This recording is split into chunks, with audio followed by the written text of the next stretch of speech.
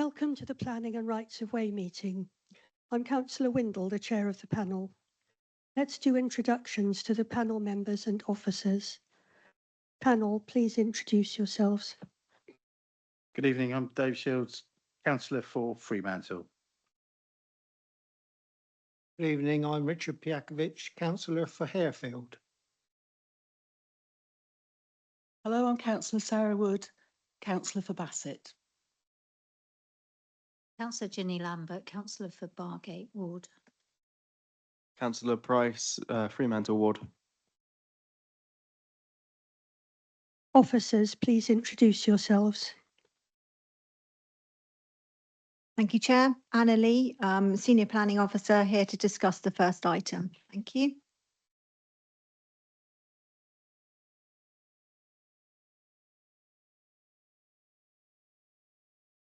Hi, I'm Samir Bashir and I'm a planning lawyer. Lauren Payne, Democratic Support Officer. Martin Ball, Democratic Support Officer. Please could all mobile phones be put onto silent mode? I'll just check that mine is. Yes. Toilets are located on either side of the main stairs when you leave this conference room. We're not expecting any fire drills today, but in the event that the fire alarm sounds, I will give further instructions.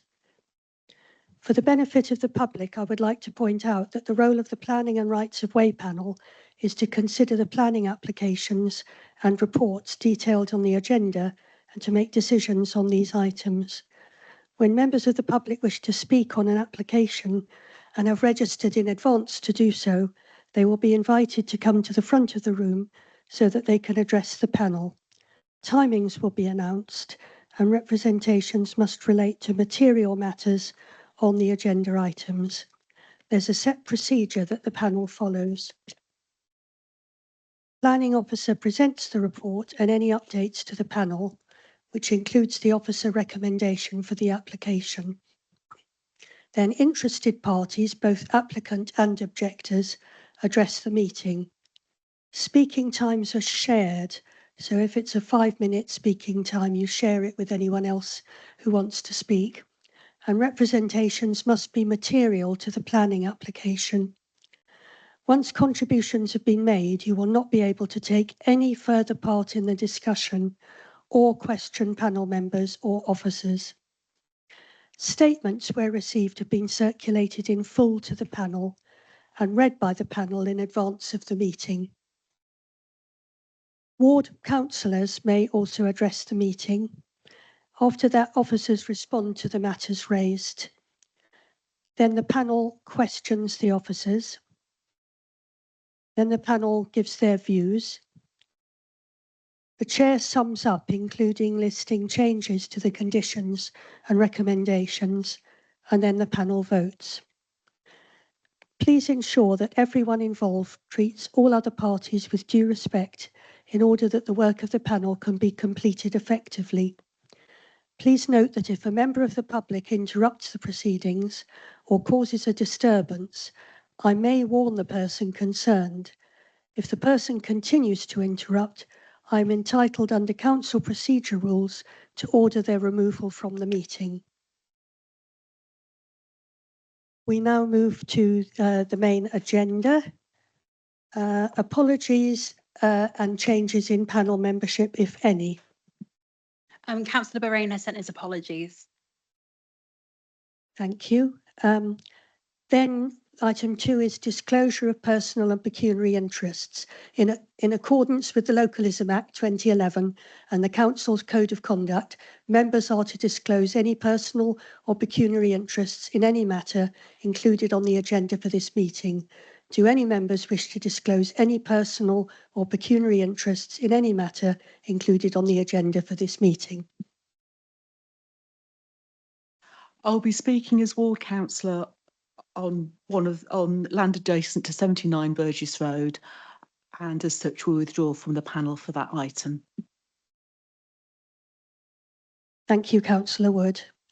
A statement from the chair. I've had a request that I talk about the use of mobile phones by panel members.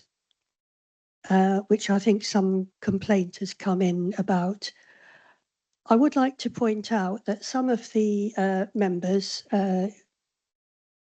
who are here, one who's here, but so various members who have been on the panel have used their laptops so that they can look up things that have been mentioned in presentations, either from planning officers or members of the public when they're speaking.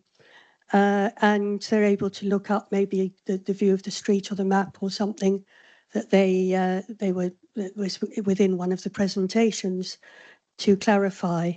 And that also applies to the use of mobile phones. I happen, like a lot of other people, not to be able to lug a big laptop around with me. And so I tend to use my phone as my computer. And I do sometimes look up things when somebody mentions maybe an item that is across the road from the site or something. It's quite nice to be able to quickly look it up. So although I get the point about the use of mobile phones, I think maybe this has come up as a result of all the coverage of teenagers in classrooms using mobile phones. But in our case, we try to use them for professional reasons, and we're not scrolling through social media, I can assure you. I'd also like to say that I'm disappointed that we have quite often been down in numbers because one party is not able to send a substitute to keep the numbers up when their nominee is not for the panel is not able to attend. I know that Councillor Beaurain gave very good notice of his holiday and was hoping that somebody would substitute. But panel members need to do the statutory training, and there wasn't anybody from his group who'd done the statutory training, which means that we're down one. And if we're a split vote, then I'm obliged to use my chair's casting vote. And I don't always want to do that because I'd rather it was more, all of us voting at the same time. So I'm just expressing my disappointment that we end up being 6 instead of 7 on some occasions, and would urge everybody who, councillors, to make sure that they are able to provide a substitute if they can't attend. I'll move on to the minutes of the previous meeting. Can we approve and sign as a correct record the minutes of the meeting held on the 21st of July 2026? Thank you very much. Are there any matters arising? No.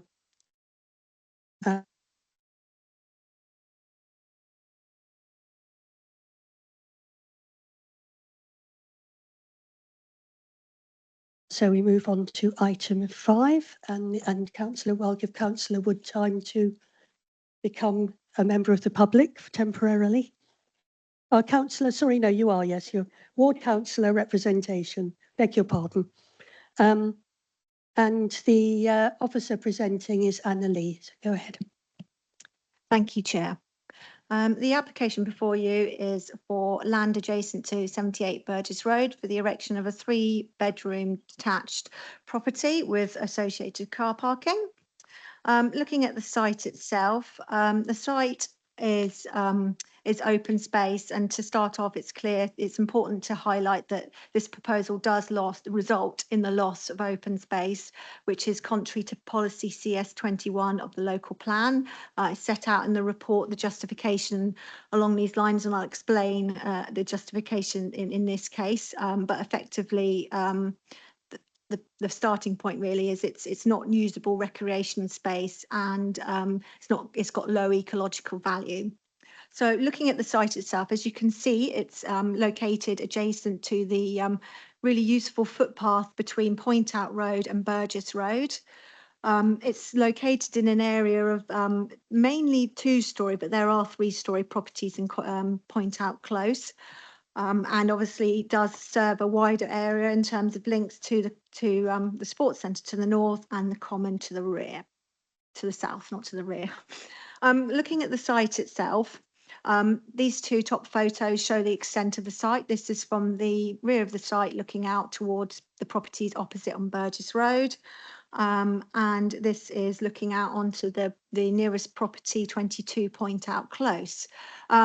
At this point, it's important to note that a previous application last year was withdrawn due to officers' concerns. This proposal, or the withdrawn proposal, sought to build right up to let's just say the footpath. So there would be no provision of space so officers were very concerned about this. Not only is it the fact that it was going to be built up to the footpath, the actual land, as you'll see in the next couple of slides, is actually adoptable highway. And if you are to build on adoptable highway, you actually have to do a stopping up notice. So it becomes quite complicated. So looking at the property, the site from Burgess Road. So this is 79 Burgess Road. This is the silver birch tree located within the site. This is going to be retained. The tree officer, the council's tree team, have looked at this silver birch tree and have advised that it's not worthy of a tree preservation order. So one has not been suggested in this case. This is the front of the site, and as you can see in the corner, this is the property at 77A Burgess Road. Looking at the northern part of the site on Point Out Close, this is standing on the side of 22 Point Out Close, looking into, and there's Robbins, the next door property, looking out onto effectively around there is Point Out Road, and that's the footpath on the other end. And this is just slightly closer. But as you can see, the properties in Point Out Close differ from the properties in Burgess Road. They're larger and they sort of vary in style and design. So the adopted highway. So this is the approved plan for the properties on Point Out Close. So the green area here is the adopted highway. So as I said, any works to the adopted highway that involve works that prevent people passing and repassing would require stopping up notice. Hence why that concern was raised previously. This is our what we call our GIS mapping system. As you can see, I've highlighted the highway adoptions and the highway register. So this shows the footpath and this is the highway verge. So this is effectively the area that should not be built on without requiring, as I said, stopping up notices. So that obviously that photo is similar to the one that I took a couple of weeks ago, but this is the existing layout of the site. As you can see, it's heavily bounded by vegetation. There's the silver birch tree. As you can see, this is the existing highway verge of the rest of the part of from 22 Point Out Close to the end of Point Out Close. And obviously it opens up to the open area here, and this is the existing footpath. The revised proposal, as you can see, continues this width along here, so retaining a 1.5 metre grass verge. And then obviously there are no changes to the footpath or the existing verge on the other side of the road. Footpath, sorry.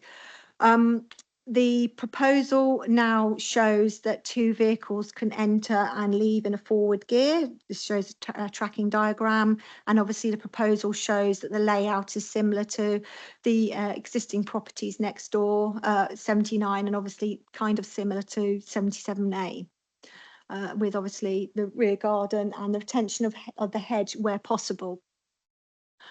In terms of the layout of the development, it's pretty simple: lounge, kitchen, diner on the ground floor with 3 bedrooms at first floor. A landing window is proposed within the side elevation. In terms of the proposal and the concern raised by residents, mainly to do with surveillance, etc., of narrowing down the footpath, the proposal secures and will secure by condition the provision of a low, close bordered fence up to obviously side elevation of the property where that forms the boundary, and then obviously the usual 1.8 stroke 6 foot boundary treatment along here.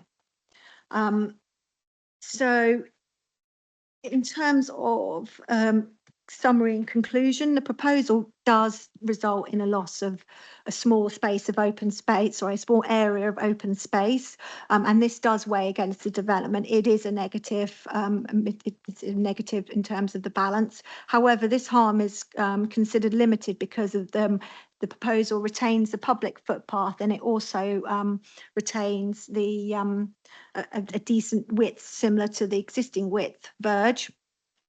The scheme provides an additional family dwelling in a sustainable residential location in line with paragraph 11D of the NPPF.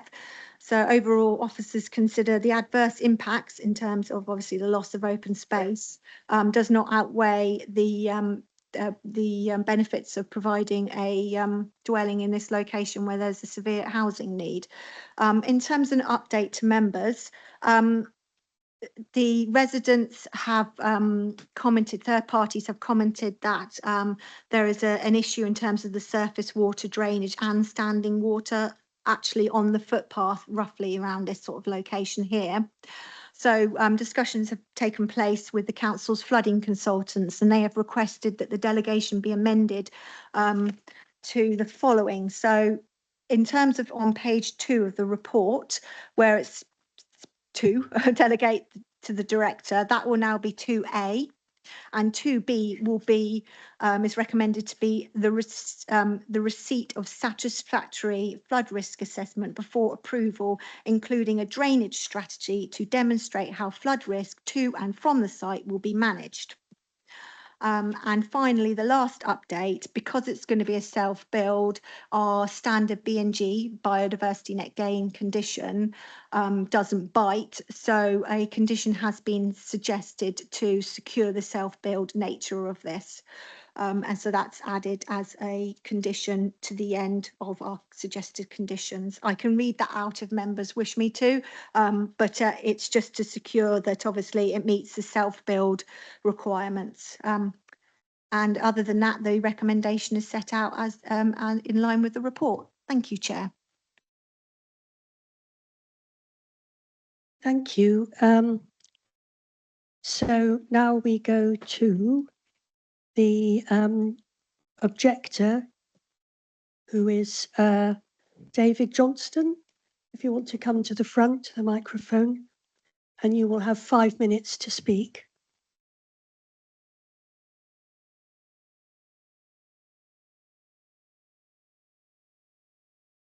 Good evening, panel. David Johnston, representing Old Bassett Residents Association. We dispute a lot of what the case officer has just said. Council has a duty of care to ensure that development is appropriate, high quality, good design, sustainable and meets council standards. We disagree with the officer recommendation and consider this application to represent poor quality, inappropriate and detrimental overdevelopment of a site that has specific challenges. We're gratified for all the conditions, but they do not mitigate the underlying material concerns. So objection number 1 is overdevelopment. This application affects a plot of amenity land that's existed for about 40 years.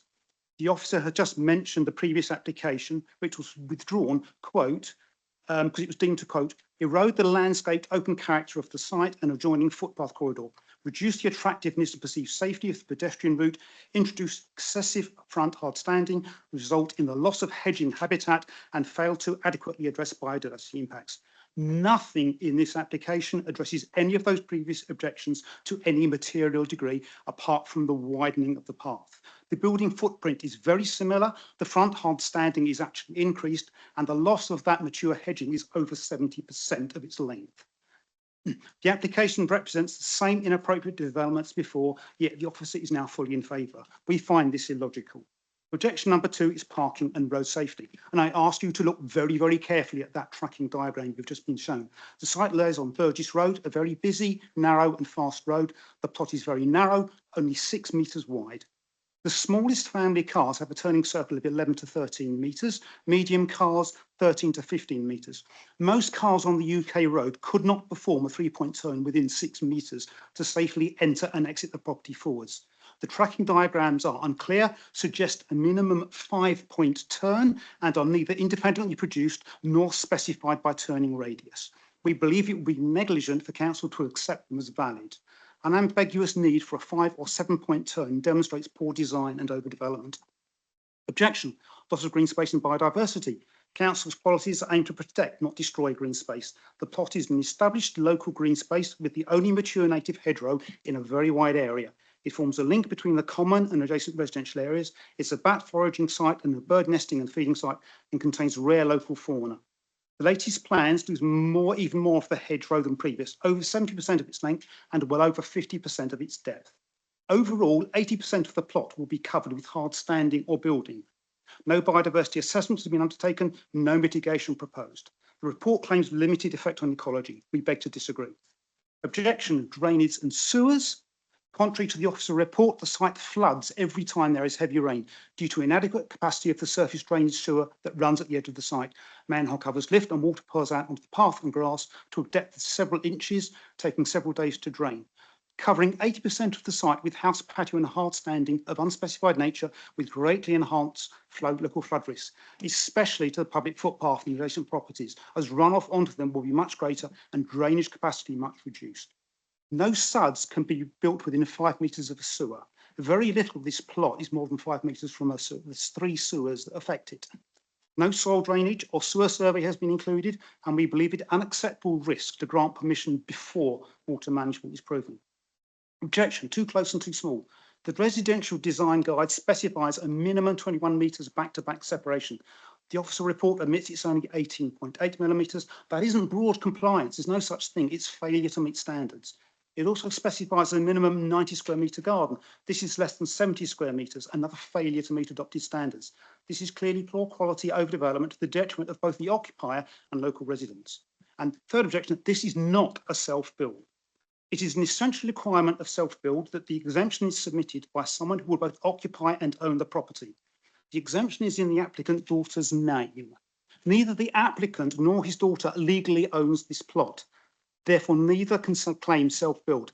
Land registry title is vested in a company, and under UK law, a company cannot be the occupier of residential property and therefore cannot apply for self-build exemption either. Neither case is valid. We asked the case officer to perform due diligence to confirm the legal position, but the report is silent on this. We therefore asked the panel to confirm the legal position with the duty solicitor. This is especially relevant to the absence of a biodiversity net gain commitment. In summary, this is poor quality, cramped overdevelopment of no merit.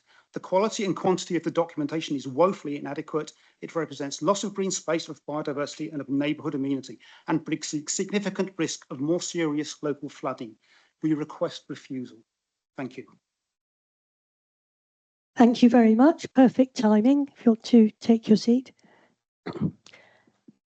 There is no supporter to speak, and therefore we move to Ward Councillor, Councillor Wood.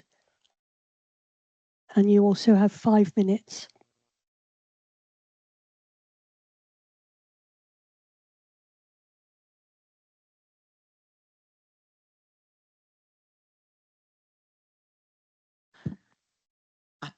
Right, thank you. There's 3 reasons which I should be added to the palette and balance. The first is the loss of open space. This doesn't have to be of recreational value. The value can be as a visual amenity, and it is that. It says somewhere there that there's no ecological value. It's a mixed hedge that's used by bats. It's a sort of offshoot off the common, which is a triple SI. And there's orchids there and other things. Whether it's self-build or not, I think the biodiversity gain policies that Southampton predate the national biodiversity net gain should still be applied.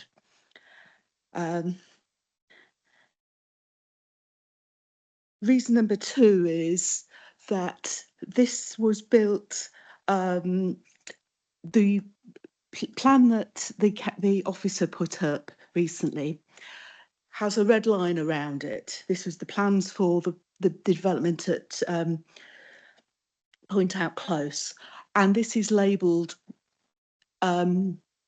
landscape area. I've gone through the records and I can't find anything that says this is the landscape area for this development and should be kept for the lifetime of the development. But we haven't got records like that. But my view is that that was the intention, that is why that bit was kept as the landscape area. So it should be kept for the duration of the development, which is still there. The final reason that I think should be added to the mix is the footpath. This area of the city's got very, very low permeability. There's a wedge of land between the Common and Winchester Road, and it's about 1 kilometre long, and there's one road and 2 paths cross through it. This is one of these. And for people living on this road, it's either 70 metres through the cut through or 1 kilometre to go round. So Point Out Close is actually a crescent off Winchester Road, and then Point Out Close is a close off that. So it's very low permeability. So we want to encourage people to walk. I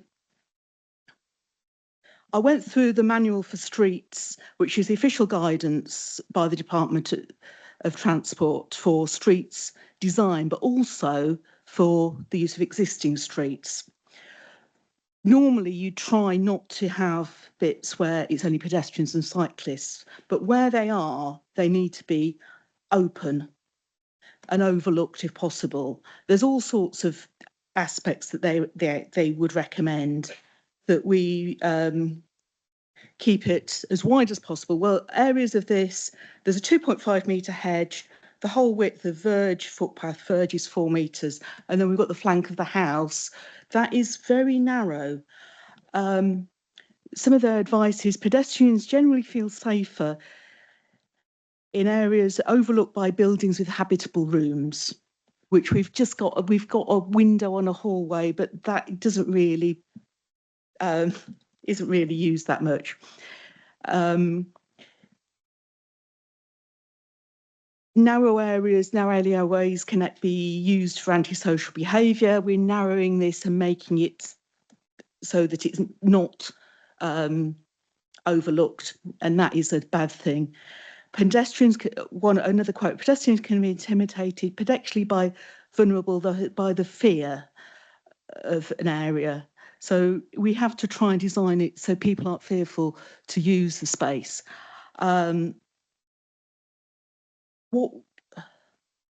We need this cut through to increase the permeability, to encourage walking. And it's also advised that people walking, it's not just the distance they walk, but also the quality of the walk. So at the present time, it's quite a pleasant walk. People don't mind walking it. If we don't want to make things intimidating and people feel unsafe, and that's what we will be doing by putting a house here. Police guidance is also similar to this. So the cut through increases permeability and encourages walking by being shorter and more pleasant walk for residents for Point Out Close and some of Point Out Road. This development would make it narrower, so less appealing to use and less pleasant. We have official guidance and we should be staying with that we keep it pleasant. Thank you. Thank you very much. I think you have to leave. Councillor Wood, leave the room. Yeah. Thank you.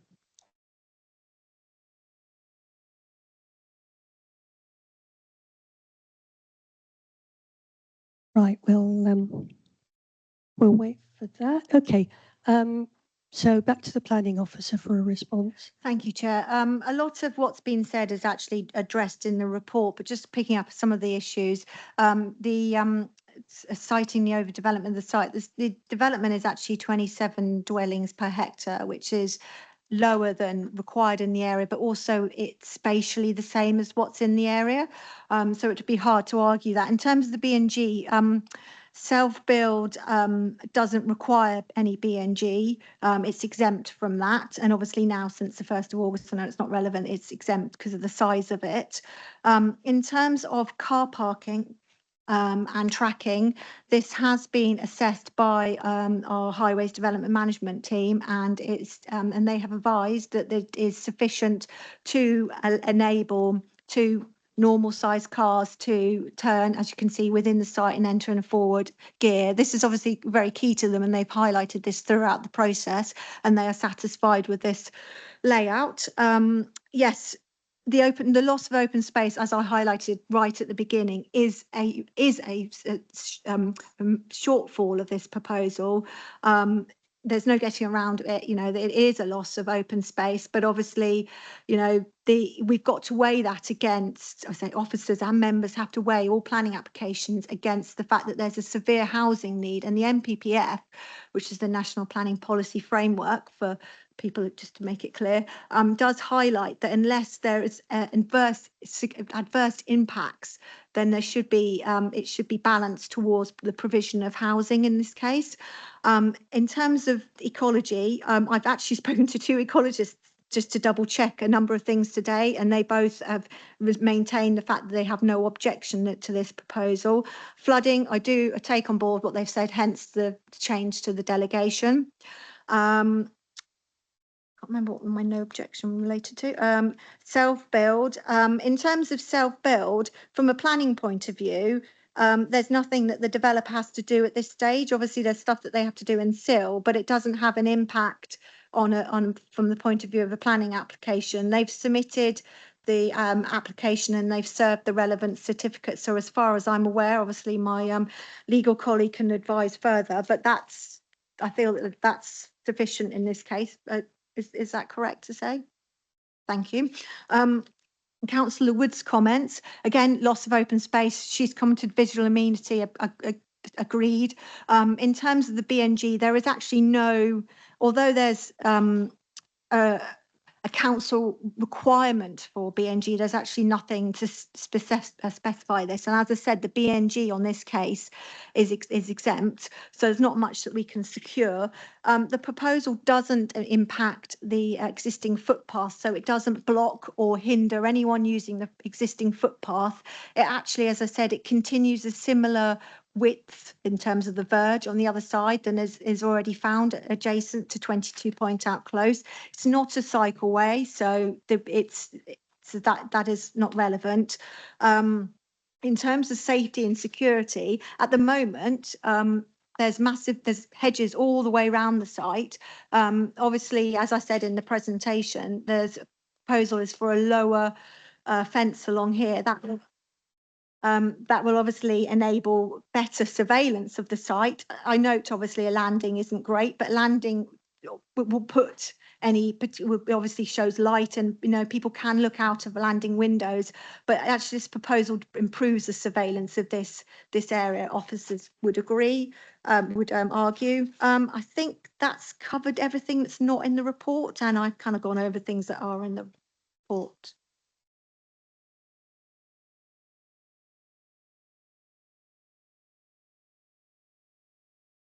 As previously kind of hinted, ownership is not a requirement for self-build in terms of building that out. So they've done all that they need to do in terms of, the applicant has done all they need to do in terms of this application. Thank you, Chair. Thank you very much. We'll move to panel members' questions. Councillor Shields. Thank you. My question is in relation to the self-build. It says, as it's a self-build, and it's accepted that the application is to conform to that legally, there's no biodiversity net gain required. Is that a national requirement, or is that part of our local plan?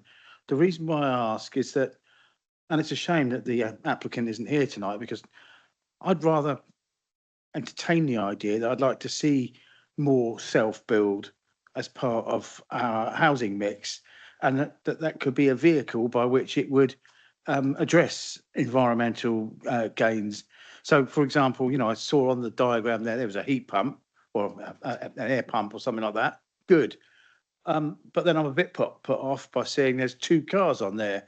And I'm certainly would like to see us to be doing more to encourage creative use of urban space to build high quality environmental properties. And this clearly doesn't tick that box, but we're not required to do it. I just wondered what the rationale was for us not to try and extract more biodiversity gain from a self-build application? I don't know if you can help me. Yes, so it is the government guidance that self-build exemption, so self-build properties are exempt for B&G. However, this has now changed since the 6th of August and they're no longer exempt. But obviously, if they fall into the 0.2, I think it's hectares, then, which this does, less than, then it doesn't need it anyway. So, but I do take on your point, definitely. Yes, sorry, I wasn't paying attention. Go ahead. Did you say that you were addressing the problem with the rainwater? So our flooding consultants have requested a flood risk assessment to address any potential impacts of surface water drainage only. Obviously, it's not in an area of fluvial or tidal flooding, it's the surface water drainage. So they've requested a flood risk assessment prior to obviously the determination of this application. Other than that, obviously the proposal in terms of sustainable elements has talked about rainwater butts, etc. And a condition is also suggested for sustainable urban drainage as well. So that's what's proposed in terms of that element. And just out of curiosity, is 77A a new build or a recent build? I believe that it is a recent build, 77A. Yes, and there's quite a few infill rebuilds along Burgess Road, but yes, it's very similar. It's actually narrower in size, but yes. Councillor Payne. Sorry, you began with a P. That's right. Sorry, on the obviously with the loss of open space versus the loss of visual amenity versus the loss of there was another one, usable something, residential something, whatever. There seem to be a couple of different standards for the loss of the open space. How are they balanced in the planning mix? How can we consider their loss in comparison to the housing need? So as I said, the loss of open space, however you regard it as, so obviously open space, say for example, the sports centre, that's designated open space. And obviously when that was developed, I had to do an assessment on if there was replacement or anything. This one is not designated open space, but it is open space in the sense of it being open space that is usable. So the balance is that as it's not designated and there's obviously a significant need for housing, and obviously the National Planning Policy Guidance states that the balance is triggered towards the provision of housing unless it's anything adverse against it. This is the provision of housing is deemed to outweigh the loss of, officers are saying is deemed to outweigh the loss of the open space in this case. And obviously it's up to members if they disagree with the balance that the conclusion that officers have come to. Councillor Lambert. Yeah, I just struggling to get my head around the difference between an ordinary planning application and a self-build. So perhaps you can explain that briefly, because it's clear that the objector and the people he's representing have some concerns as to whether this is a genuine self-build application. So I'm just asking how the authority is assured that it is a genuine application and what the difference is between an ordinary application and a self-build. So from a planning point of view, it wouldn't, if it was done at officer level, it wouldn't matter in terms of the assessment of it. But obviously there's SIL implications because I'm not so au fait with the SIL regs, but obviously it's potentially exempt from SIL as well, but they do need to provide evidence. But that's SIL's split into two elements. It's split into part 1 and part 2. And at part 1, they've provided what they need to do, and part 2 is when they confirm that it's definitely self-build. So from a planning point of view of our assessment, there is nothing that we would change, hence why we have to, if it's going to be self-build, we have to secure the biodiversity net gain element, because that's not covered in the biodiversity net gain. Because, for example, if they decide to not do a self-build, we've got to secure the biodiversity net gain. But effectively, in answer to your question, there is no difference for assessing it until it comes down to securing it at SIL or the biodiversity net gain. So can I just follow that up? Is it possible for, this is a hypothetical question, is it possible for a developer to apply for self-build in order to get out of the biodiversity net gain and the SIL is in theory? In theory it is, but with the SIL SIL regs are very, very strong on that, and they have to prove it and demonstrate it. As I said, I'm not completely au fait with it, but having had discussions with my SIL colleagues, they do really have to demonstrate it. With self-build, we've not had many self-build in Southampton, so it's hard to do it, but obviously we're securing it. So say for example, it wasn't self-build, there would be the standard BNG condition that comes out automatically on a decision notice, and that's why we've added a still condition. I'm sorry, a BNG condition on this. So it will be secured to prevent them bypassing the system.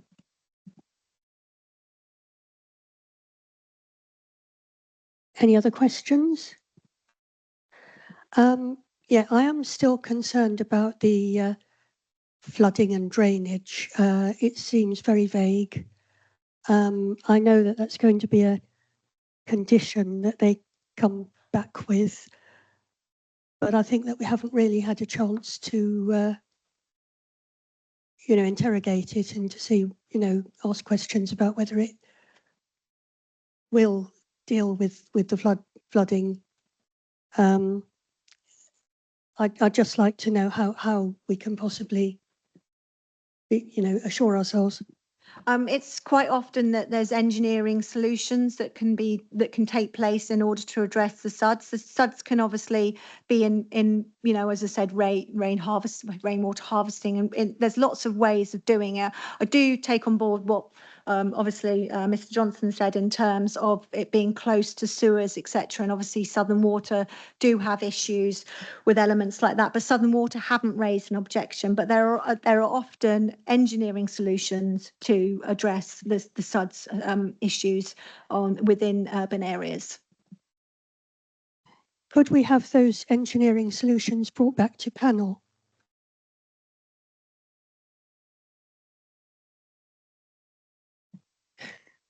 You can, in theory. You could potentially defer the item to secure those additional details. What I would say is those drainage solutions are often quite technical, and we're asking to seek delegation for us to deal with it through our flood risk team, who will look over those technical details, look at the flood risk assessment, look at the drainage strategy, and agree whether they think it's suitable or not.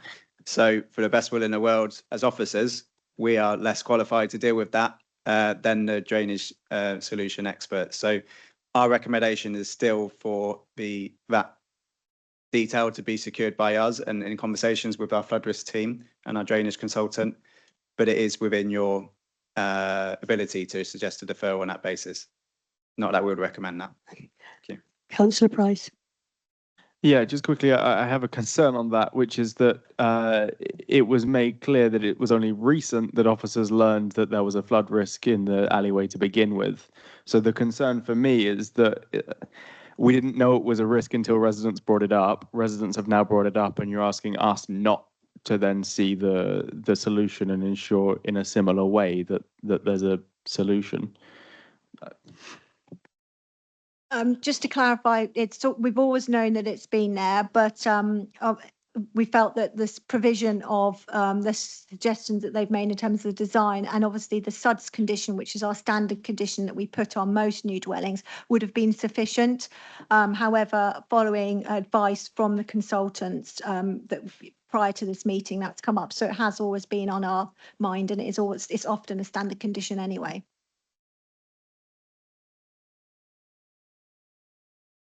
Has everybody finished with questions? Shall we move to statements? Councillor Shields.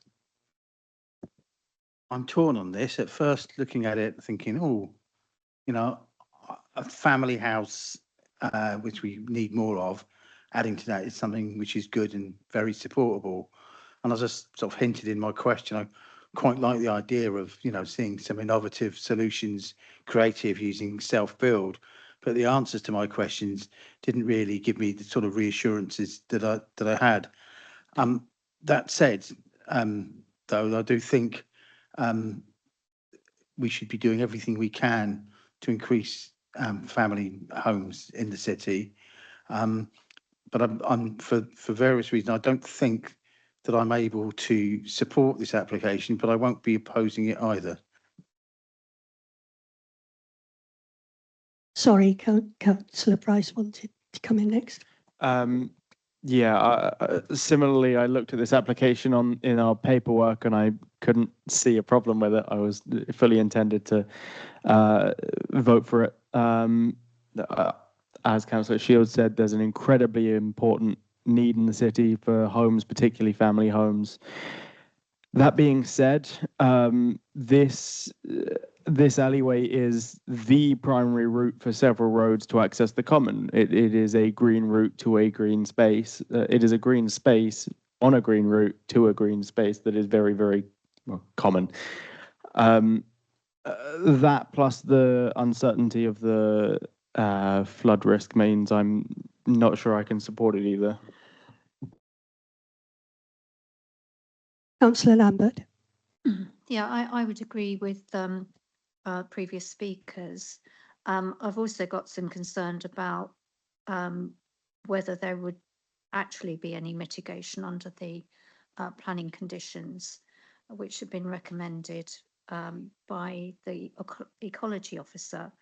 I'm not convinced that conditions 10 and 11 really address that point. But I could be convinced otherwise. But I'm very concerned about the loss of a greenway between the common and that wildlife corridor.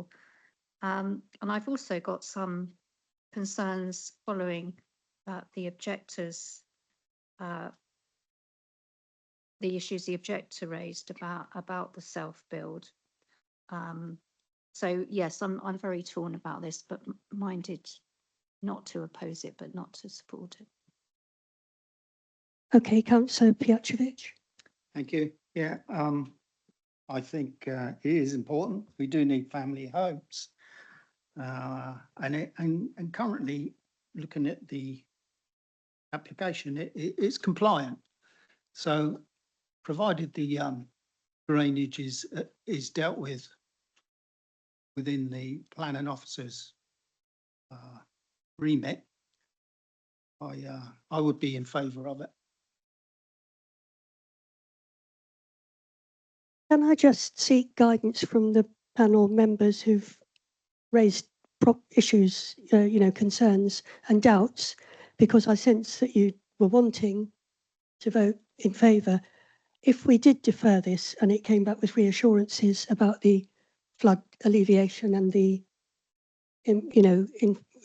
not enforcement, but you know what I mean, the definite nature of the self-build, would that make a difference, or do you just want to vote for it now? I think the reassurances provided by that might help we come off the fence a little bit and support it. I'll seek guidance from the officers then, if that's the case. So do acknowledge that, but if this scheme comes back in after the 31st of October, so if we get the details after 31st of October, we're under the new national scheme of delegation, and this application being a minor development wouldn't have to go through the triage process. So you may not get the option for it to come back, is what I'm... It wouldn't go through the triage. Right. Yeah, that's after the 31st of October. There's no mechanism like call-ins or objections to bring it to triage. No, it's delegated automatically under the new scheme. Looks like you've got it either way, though, either as a casting vote or through the triage system, Chair. Yes, but apparently we wouldn't get it brought to the triage, so this is our final chance to deal with it. So we go back to officers anyway, and they would deal with the whole thing. So it seems that if we vote for it, and then we rely on the officers to deal with the flooding element, the drainage, and check on the self-build, then we have influenced it. If we turn it down and they reapply after the 31st of October, then we don't get any influence at all. So, Chair, if I may just add to that, if it helps to provide some reassurance, the details that will be submitted as part of the drainage strategy will come in the public domain. So they will still be able to be open to comment should ward members and the public still wish to comment on that. Obviously, there are technical details and we'll be guided by our drainage consultants, but that information is in the public domain once it comes in. I think that's probably as far as we can go. I was going to suggest deferring it, but if it takes away the opportunity to do anything about it when the information is back, then obviously that would not be helpful. So I think it's probably best for us to deal with it now. So really my statement is, summing up, that panel members are very concerned about this. Would have liked to have seen more detail about assurances on self-build and on the drainage and flood risk, but we will move to the vote and see how it pans out. Starting with the vote on the habitat regulations, if we could have the explanation on that. Thank you. Yeah. Thanks, Chair. So Southampton's very lucky. We're in an area where it's specially designated for habitats. Accordingly, when development occurs within our area and zone of influence, we have to carry a habitats regulations assessment. This has been undertaken, which is in Appendix 1. And under that, we do an appropriate assessment where we screen the development for its impacts and we secure appropriate mitigation. That in the form of a solar recreation mitigation strategy. So part of the delegation is to defer back to officers to secure that mitigation. So what you're voting on is agreeing with that screening opinion and mitigation cover the impact on the special protection area. Thank you, Chair.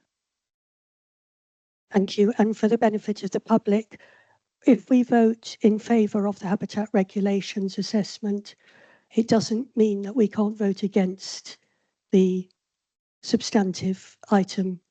It's a completely separate vote.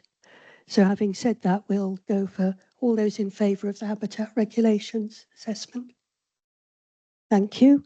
And now we move to the main vote, which is to delegate to the Director of Transport and Planning to grant planning permission subject to the criteria listed in the report, plus the addition of the report on the mitigation on drainage and also more assurances on self-build or how they will be carrying out the self-build. So that will be added in. Is there anything else that I need to add before we move to the vote? Thank you very much. Right, so we will do all those in favour of delegating under those circumstances. All those against? Abstentions?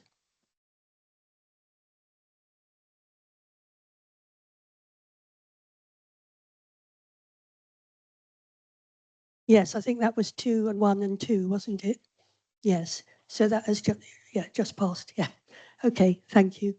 So thank you to everyone who took part, and we'll be changing officers before we move to the next item. Give them a chance to swap over.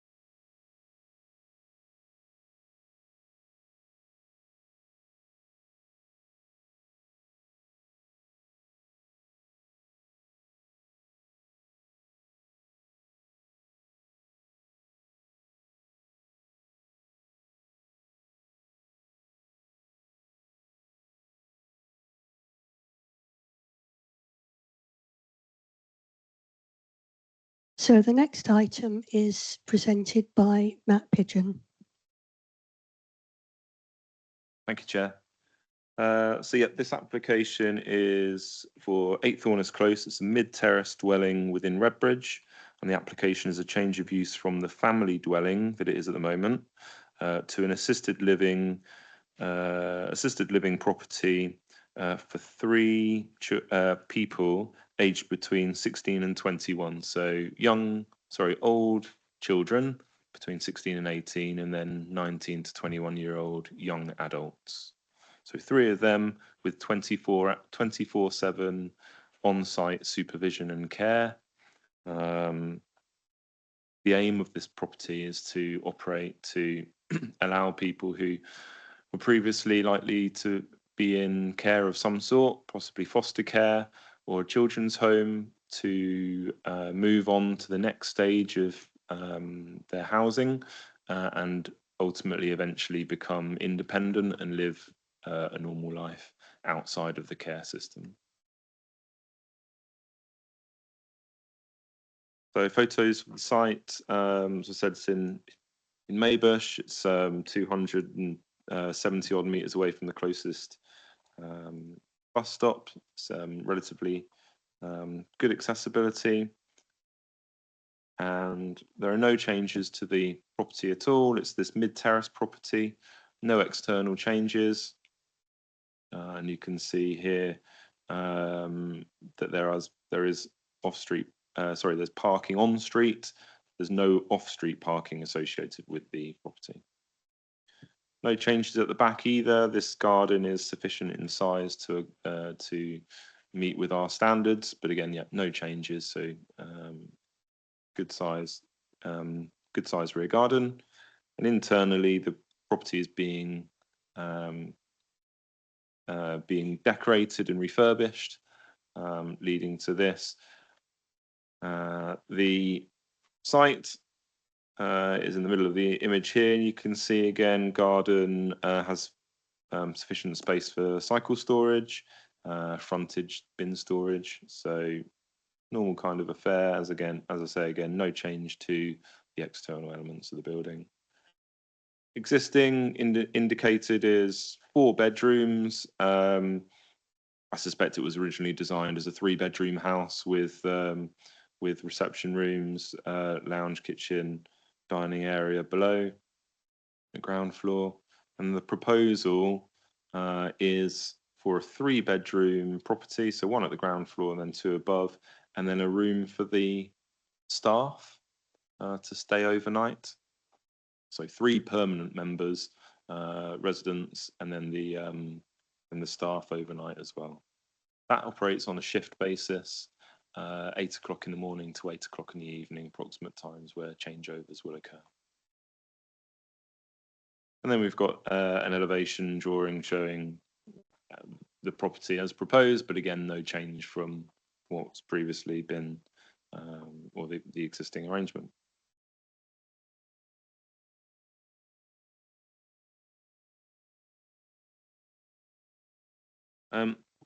We've had applications of this nature in the past come to planning committee. There's an identified need within Southampton, clear identified need from evidence submitted. There's 2 documents which the Children's Services have sent me showing that there's a demand. 400 odd care leavers this year that we don't have placements for in the city. Those children or young adults have to be housed outside of Southampton. The difficulties with that is, whilst they may not have homes with supporting networks, as we would normally have, parents living with children in an ideal world. If that's a situation which these children and young adults may not have, there will still be other support networks, likely other support networks within Southampton, which we would ideally wish those children to be in and around, other family members, friends, and so on and so forth. So the ideal situation is that we would keep children and young adults who are based in Southampton within Southampton and not having to move them elsewhere. We've got no technical objections to the planning application. Consultees such as highways, environmental health and children's services do not object to the planning application. The objections have been carefully considered, but we do not consider that they amount to significant planning harm. Recommendation is to approve the application. Do have a couple of updates.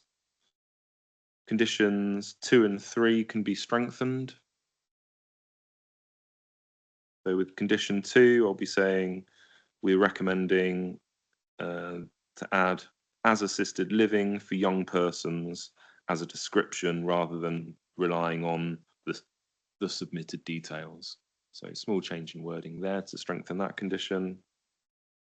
And likewise in condition 3, we would like to specify the age groups of the children and young adults, so 16 to 21, and no more than one member of staff present overnight. Now that is obviously provided that there isn't some form of situation which may happen from time to time, which requires more than one, but on the whole, it's one member of staff on site all the time. There's also some minor changes to the policy list in the reason for granting planning permission at the start of the report and Appendix 1, so minor changes to that. That's it for my presentation. Happy to take any questions. Thank you very much. So we now move to the supporter, and speaking in favour of the application is, I believe, Mugabe Nkunda. Would you like to come to the front? And you will have 5 minutes to speak.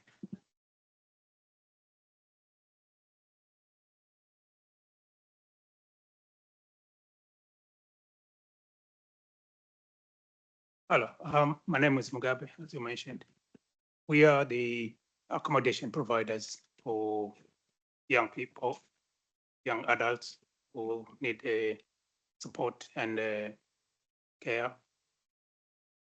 We don't provide the service. Our role is to provide accommodation, and we make sure the property or the accommodation has got all meets the required standards, whether the building control or regulations and all the necessary planning permissions. That's why we're here. But in terms of management of the property with the young adults when they're there, we work with several service providers, and potentially the one who's going to be working on this one will be Vitalink Solutions, and they are registered with the Southampton City Council and Hampshire County Council tenders to provide the supported living service or care for young people aged between 16 and 21. They have experience for over 7 years. But the management still, they have a registered manager who is qualified and registered and qualified with the CQC, and they have a level 5 diploma in leadership for health and social care, children and young people.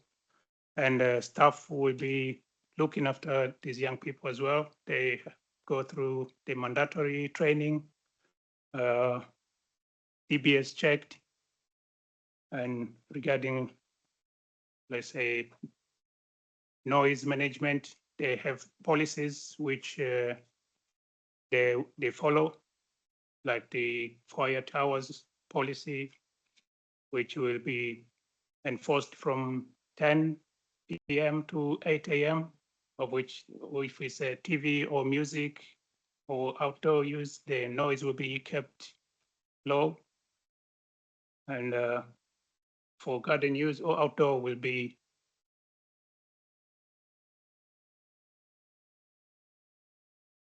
would be no use, sorry, would be no use of garden for parties, or it's just only in emergencies.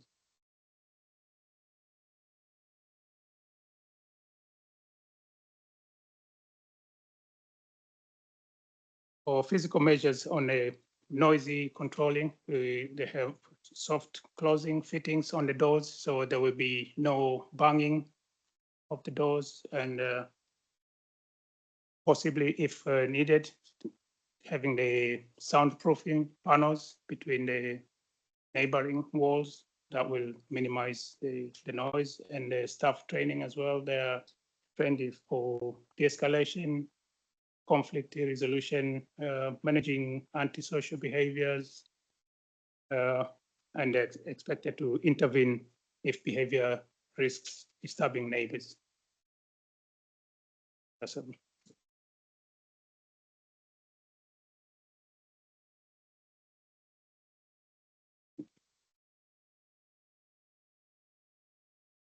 Thank you very much for that. We weren't sure whether you had something else to say. That's fine.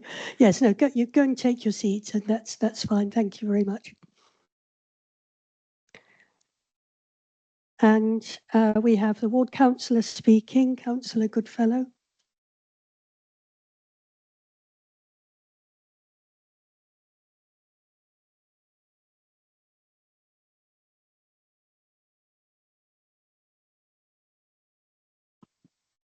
Good evening. I'm here today to speak on behalf of residents and their concerns, and many residents have come to us over the last month or so, with concerns. So Councillor McManus and I object to the change of use for the following reasons. Firstly, we have spoken to residents of the Close, many residents of 4 decades or more. We have a mix of elderly, disabled and families. This transformation is not in keeping with the Close, a residential close characterised by family homes. We know the systematic failure in this type of accommodation and representations offer little comfort. The company documented as the care provider, Blue Oak Housing and Healthcare, details available on Companies House records evidence of 60% reduction in staff levels in the last 12 months. Only 1 employee is assigned to the assisted living dwelling, just 1. No reference to other full or part-time. This would not be considered sufficient, no matter the care needs of all the residents. Whilst lone working may be permitted to quiet night shifts, this is yet unknown their submissions of the application state. Mental health challenges, instability and pressure. Most worrying is the Blue Oak Housing and Healthcare provider are not a registered care provider with Southampton City Council, and as of November 2024, the Care Quality Commission officially archived and cancelled them, meaning they are no longer legally registered to provide health and adult social care services. The Close offers insufficient off-road parking for anticipated frequency of vehicle trips for residents. The house is subject to inadequate private amenity space due to the internal layout and transformation from a 3-bed into a 5, leaving a lounge smaller than any bedroom, making it unsuitable for the occupants. As the specific needs of the residents are unknown, this may place an undue burden on the local health and emergency services. Noise nuisance is a very real possibility based upon the nature of residents disturbing the quality of the living environment currently enjoyed by all residents of Thorness Close. This is a step change in character of the Close, a step too far from removing the amenity currently enjoyed by long-term residents. I ask that particular consideration be given to the impact of the residential amenity, parking pressures, the character of the area and the well-being of existing residents when determining this application. An approved application most recently, despite objections for this type of accommodation, was given on a road not too far from here. Despite assurances given to surrounding family homes, they are experiencing parking and noise issues immediately from the dwelling, and residents of Thorness Close should not be subject to the same. Thank you. Thank you very much. You can sit down if you want to.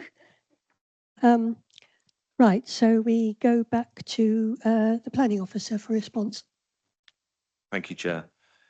I think the most important thing to highlight on an application of this nature is that the type of accommodation that we're considering is one of the most highly regulated types of accommodation that you can have.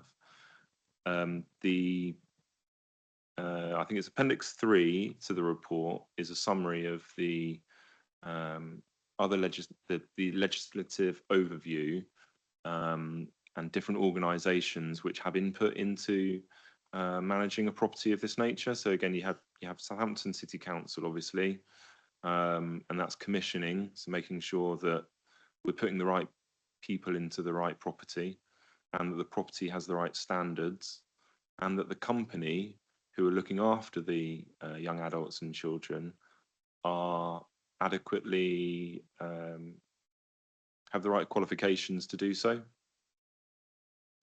Social workers will also be involved in looking after the people who are there, overviewing that side of things, and also Ofsted are involved if it's children. There's a number of different things here. Separate legislation to planning, but if there is a problem and that results in noise and antisocial behaviour, it's probably because there's some sort of problem which would be noticed by those teams.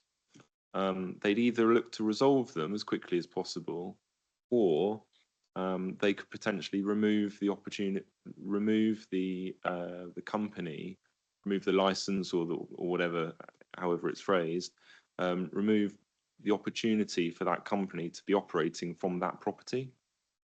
So there are other safeguards in place which help reduce the likelihood of disturbance and noise to local residents. And that mixes in with character. This is a change of use. You do need planning permission for it. So the planning system acknowledges that this is different to a family dwelling, but it's not uncommon for properties of this nature to be used in this way also within residential areas. And one of the tasks of planning is to create mixed and balanced communities. So we shouldn't have all of the same everywhere. We want a mixture. And the best way for us to incorporate children and young adults who perhaps haven't had a great start in life into society is to use these types of properties to do so and rely on the safeguarding measures which are there to prevent significant harm to neighbours. In terms of highways, yeah, there's no parking on this, but there is only one staff overnight as on the whole, again, unless there would be a problem. When I visited the site, both in the daytime and in the evenings, I have found parking within the local area. Perhaps not, well, there have been spaces within the close, but certainly on the access road into the close, there is space. And that's because this is a relatively low density residential area. Also, when you look at the census for car ownership within this area, it's over 50% either don't have cars or only have one car. So it's a relatively low car ownership area. And as I say, I've not struggled to park when I've looked at it. So I don't think there's going to be a significant problem, especially given that the higher demand times placed by the house would likely be when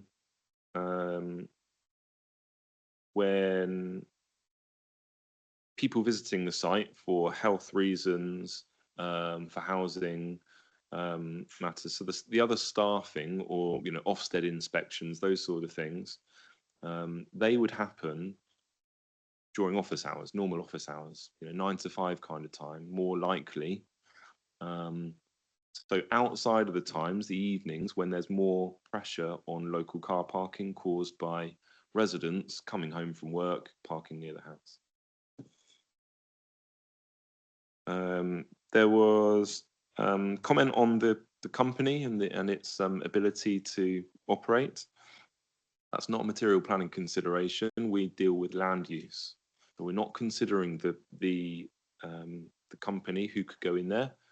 If the company were to go in, found to be inadequate, they could go, but another company could come in. So we're dealing with land use, not the company. The layout of the property seems perfectly adequate to me, and when I've measured against nationally described space standards, it complies with those standards. So the bedroom sizes are enough, and so are the lounges and kitchens. I think that was the main issues that I wanted to bring to your attention. I just also wanted to say, so what have we got?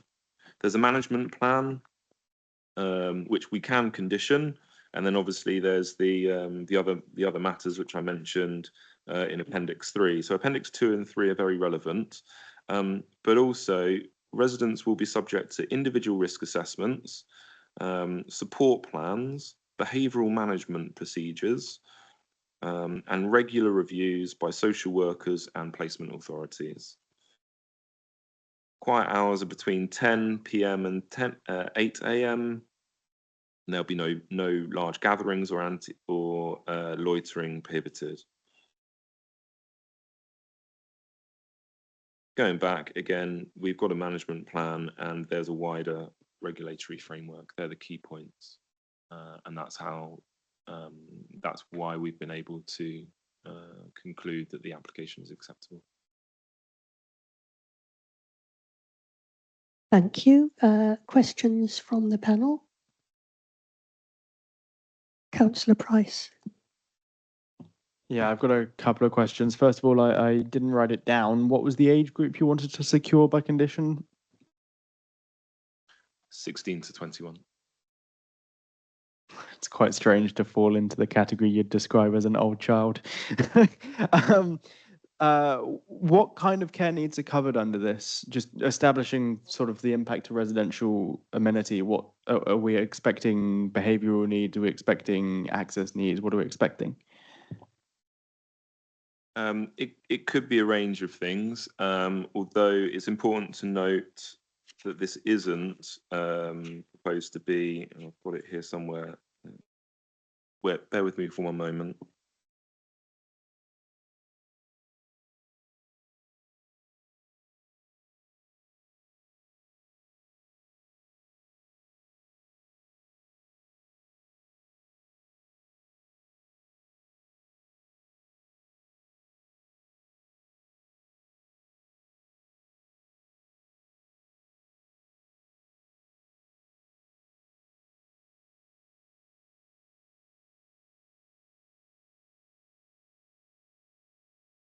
Yeah, the key thing is that it's not a secure residential institution which would accommodate people with higher needs and potentially greater risk. So these are, it would be for people who are able to be cared for within the community. There could be a range of different things there, but the planning system doesn't define different groups, for example, with autism, learning disabilities, physical disabilities, from others who haven't got those needs.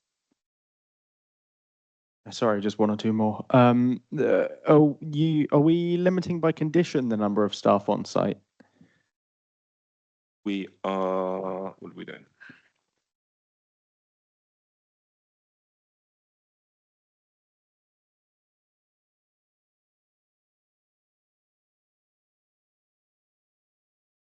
Yeah, so we're limiting overnight staff to only one overnight in condition 3. The purpose is to alleviate parking pressure. Obviously, if there's a problem overnight, someone will be visiting. So I think the key point is there's only one bedroom. There's only the opportunity for one staff to be staying overnight. My concern was actually sort of the opposite problem. With no more than one overnight carer per shift, is that going to become a safety consideration for the staff? Well, in terms of because of the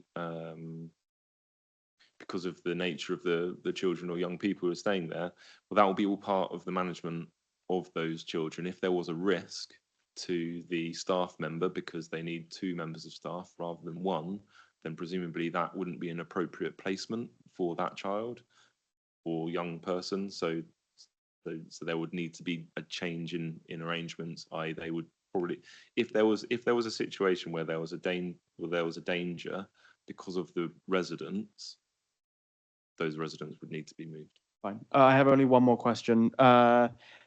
Suggested by the applicant was noise cancelling in the walls. I didn't see that in any of the conditions. Is that something we can add as a condition? You can recommend conditions for soundproofing if you think it's necessary, yes. Councillor Wood. Yeah, I was going to ask about the soundproofing. As I spoke to a resident, or I've had dealings with a resident who lives on a semi-detached house, and they've got similar sort of setup, 3 adults with learning difficulties, and they get a problem with noise, people playing computer games till 2 in the morning and whooping and joking. Nothing, not abnormal behaviour in any stretch of the imagination for people of that age group. But when you've got a party wall and it's not like a normal family home, because those, when they've sort of grown up, as it were, you get another, it's a whole series of people of the same age group, young adults. So it was a question of the soundproofing, because we have had ones like this before, but they've normally been detached. I've been sort of going through. Yeah, I don't think it's unreasonable. I think you're exactly right in that this is why it's in a different use class from a family dwelling. The purpose of the application is to have 16 to 21-year-old people, young children, children and adults on a rolling basis. So it would potentially be different from a family where maybe it's not the same as that. And if you're worried about noise and disturbance to neighbours, and the soundproofing measures will alleviate those concerns, allowing us to recommend approval or you to grant permission, and the applicant has offered those mitigation measures, then it would be sensible to take that forward. Any other questions? Councillor Shields. Thank you. Notwithstanding the point that you emphasised about land use and rather than the provider, both the applicant and the objecting councillor did draw quite a lot of attention to the service provider and the implications that potentially could have. And I noticed that in the document we've got paragraph 5.14, Children and Learning Services Commissioning, in offering no objection, clearly are making contribution. And then we have the appendix 3 goes into quite a lot of details about how this sector is going to be managed. So it is quite relevant, in my opinion. My question is that the company that's being asked to provide the care service, Vital Links, how many other contracts does it have in Southampton? Do we know? And the other question is, does Southampton City Council place any of its children with that company for their care? I think that is important for us. I think it's relevant for us to know how good this provision is, so that we know that there won't be all those conditions that we're talking about will be properly adhered to. So that's the base of my question. I appreciate that I'm in that twilight zone between what is a planning issue and what is a regulatory issue, but I do think it's germane. Well, first of all, if there's a breach in planning condition, doesn't matter who's carried out that breach. The responsibility is with the landowner to regularise that or to fix that breach. I can't tell you how many properties in Southampton the company manage or own. Again, I see that as distinctly different from the material planning considerations. The applicant is here. If you wish to ask them questions, you may wish to. But for me, it's a land use question. Is this an appropriate location for a property of this nature? And the answer to that question is yes, in my opinion.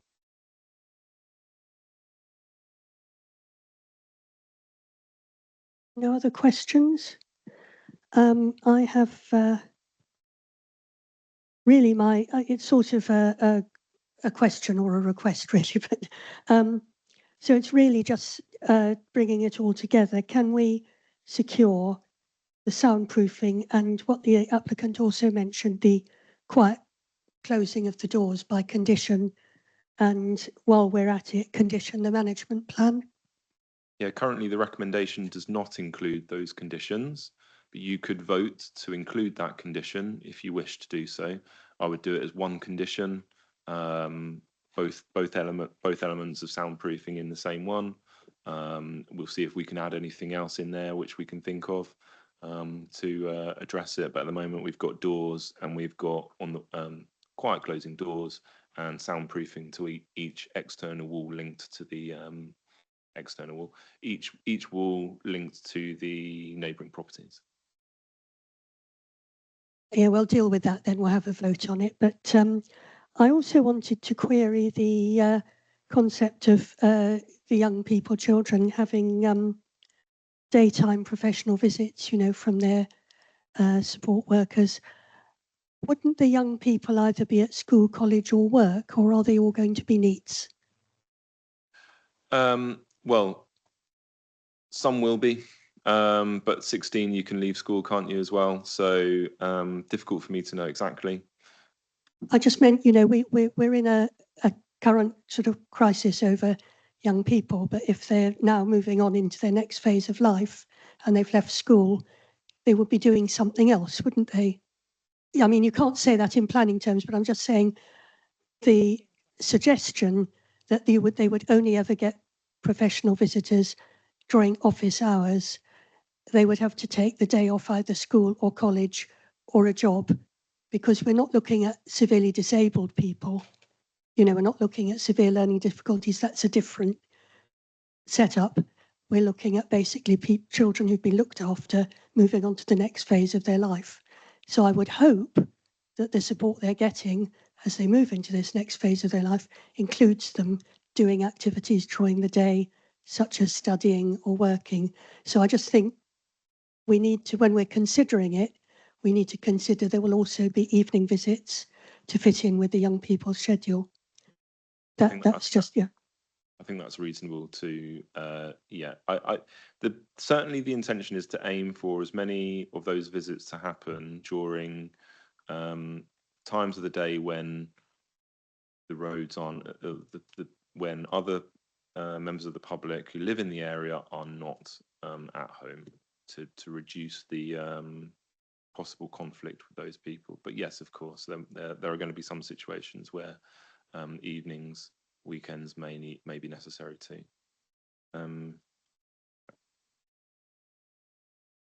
So should we really deal with that condition now and see if the rest of the panel want those additional things that were offered to be secured by condition? Shall we just vote on it? It's easier. All those in favour of securing that, like those three things, soundproofing, quiet closing doors and the management plan by condition? So this is the family condition. Yeah. All those against? Abstention? Well, anyway, I think the majority of the panel would like to have that added.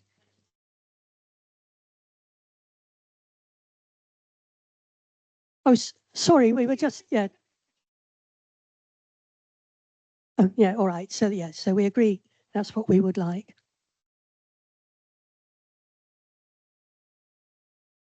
So having done that, I think has anybody got any more questions before we move to statements? Right, so move to statements. Yes, councillor Price first and then councillor Lambert. It's very brief. This kind of accommodation is an essential part of our city makeup. I don't think it's unreasonable that it should be put into an ordinary residential street, as residents have suggested. I would argue it's probably best that it's not a row of houses that are all assisted living or not assisted living, but care facilities, because it restricts the reality that those people are going to live in.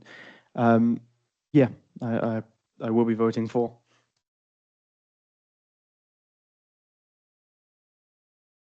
Yeah, I will be voting for this. I mean, everybody in this room who is involved with the council is a corporate parent, as I mentioned at each application we get. Minority of care leavers will require this level of support, but there will be some children and young adults who do require ongoing support, and hopefully that will take them into the next phase of life. And I know the planning officer's response that the management plan confirms that residents will be subject to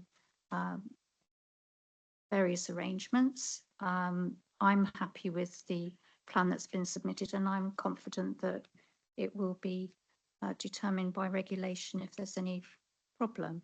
I'm also aware that the application must be assessed on the proposed land use rather than the other concerns that some members have raised. So I will be voting for it. Councillor Wood.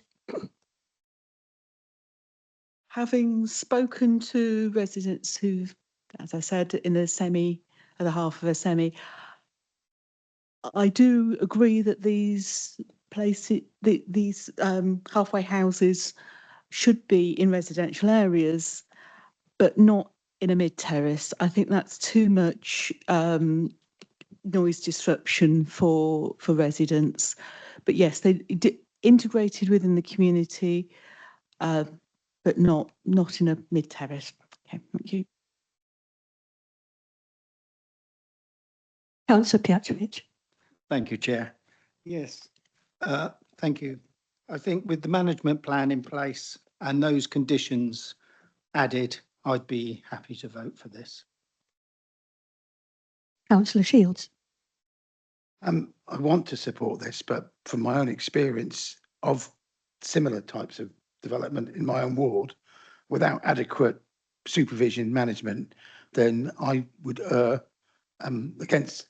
I'll be voting against this. I'd like to see in future applications of this a lot more reassurance about the ability of the people to deal with these issues, and how the people who regulate and enforce and commission will also act on any breaches on that to the detriment of residents. I've had 2 or 3 examples in my own ward where these kind of things have happened with the planning permission and in place, yet there's been quite a lot of problems concerned. So I shall not be supporting this.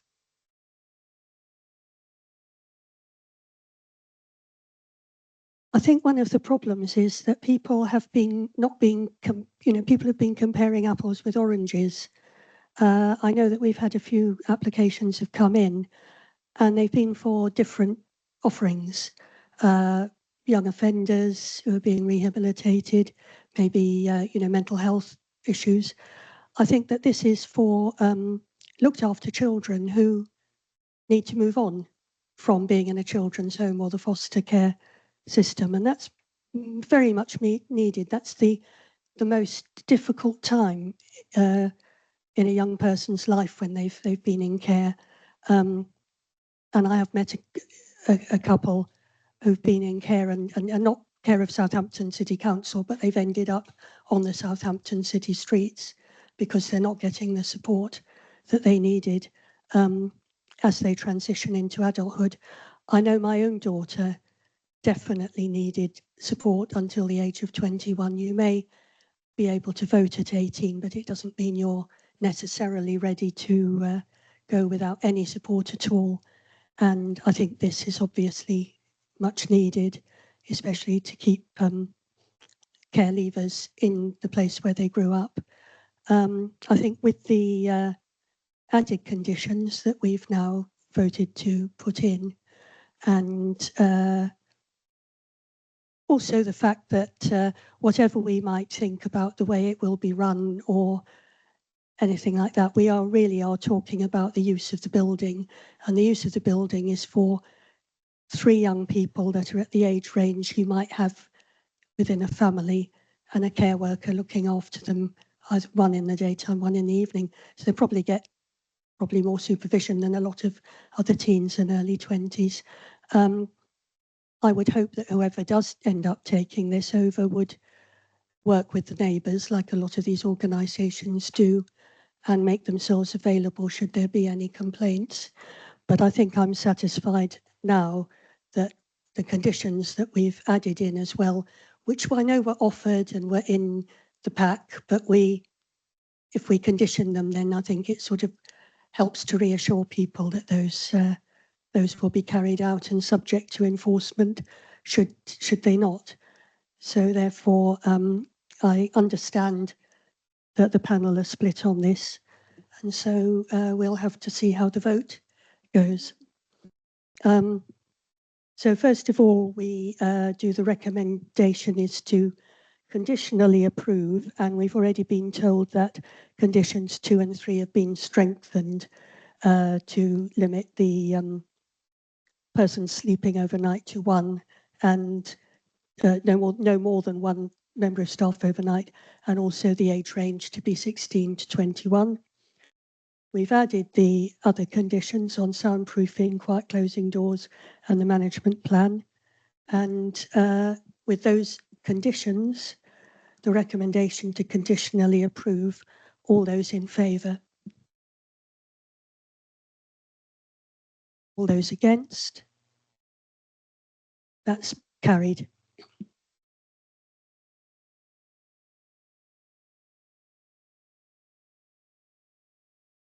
We have, well, we haven't been quite going for 2 hours, but it might seem a natural time for a quick comfort break. So if I could say a 10-minute break to give people a chance to get there and back, reconvene at 10 to 7 for item 7. See you then.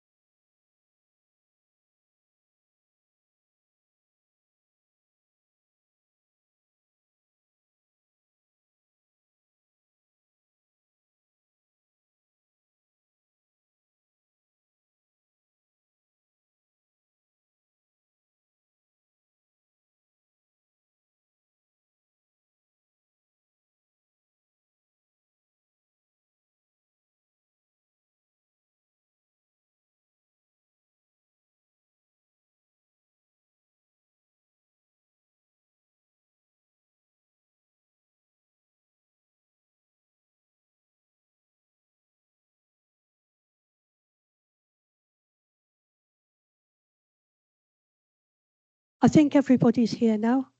We're back.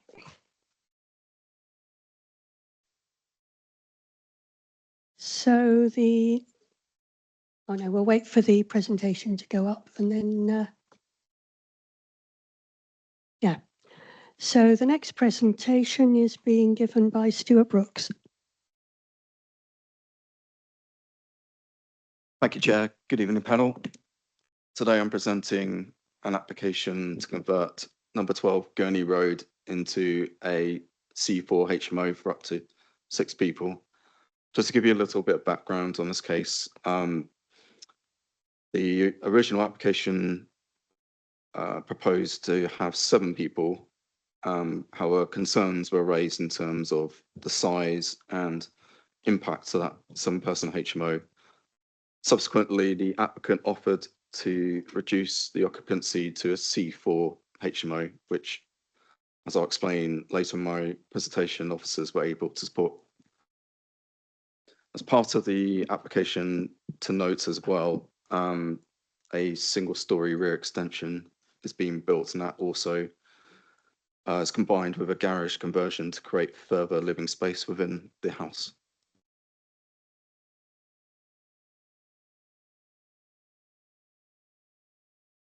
So the application site here marked in red on the corner of Cunard Avenue. It's a semi-detached 2-storey property within a suburban residential area in fairly close walking distance to Shirley Road and the Shirley shopping area.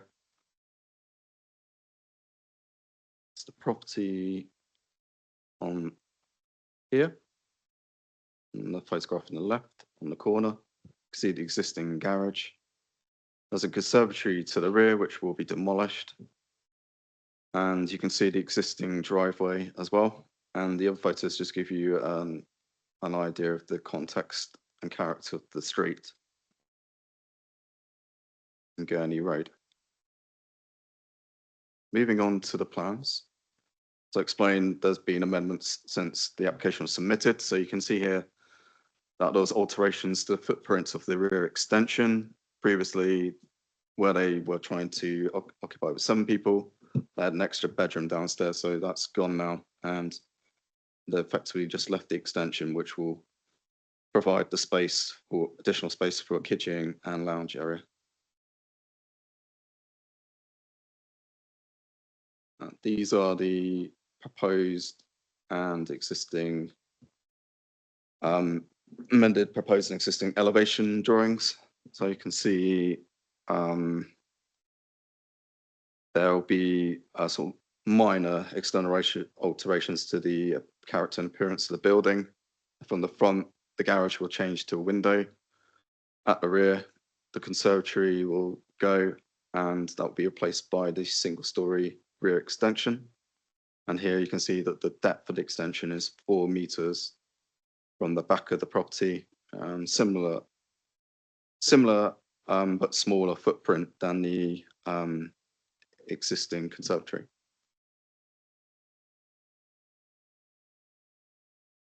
In terms of the layout, we've gone from on the right hand side, gone from the 7-bedroom HMO, where they've made the ground floor extension smaller. So we now have the property will be converted across the 2 floors, including the space above the garage, the existing garage, into 6 bedrooms, and majority bedrooms will include an ensuite, apart from the bedroom which is in the ceiling space above the existing garage, which will have access to a shower and toilet room. The kitchen lounge area will be 25 square meters, which in terms of HMO licensing standards is well above what is required. So we consider that in terms of the overall layout and quality of the living accommodation, that would be acceptable and would also meet the requirements of HMO licensing standards in terms of minimum bedroom sizes and the amount of communal space that's needed.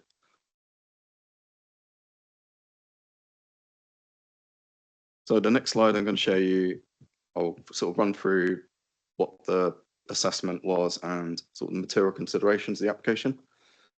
So as you probably will be aware, when we look at a HMO application, we applied a 40-meter radius test from the front door of the property. And in this case, and I will obviously, we noted that there was an error in the report. So as an update to the panel, whilst I'm going through this, we identified that there are 24 residential properties within that purple circle you can see there. In the report, we made an error stated as 25 dwellings because we counted one of the properties twice.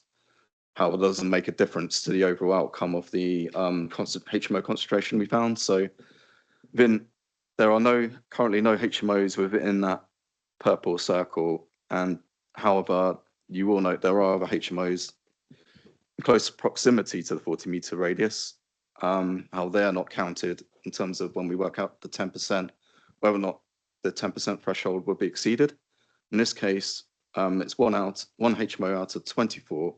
So, and even with the typo in the report, we still end up at a concentration of 4%. We also received concerns from local residents regarding noise disturbance and parking impact as well from the new HMO, and also that the fact that they're concerned that introducing a HMO would disrupt the mix and balance of the community and be out of character. So just to run you through those considerations, in terms of the noise impact, we consider that a 6-person HMO, in terms of the comings and goings and the activities associated, although they are unrelated persons, that noise impact wouldn't be significantly different to a family home, and how that the noise and activities associated with that. The applicant has accepted a condition to provide noise and sound insulation across the party walls, which will minimise internal noise transfer. The fact that we've gone from 7 to 6 is also an advantage, as before, as mentioned, that we were unable to support that kind of larger, more intensive use of the property.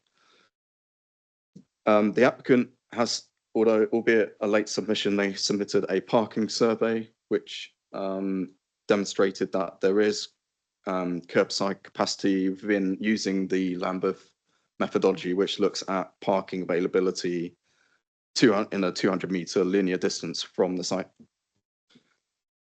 And in terms of the concerns about eroding the community and character, yes, there are already 2 HMOs in Gurney Road. However, our tests that we apply to measuring the concentration of HMOs is focused on this 40-meter radius. So we consider that having used our adopted test, that we're not unbalancing the local community and adding, saturating the area in terms of HMO concentration and the proportion of family dwellings. As you can see, there's only going to be 1 out of 24 family homes in that particular area. And as well as that, in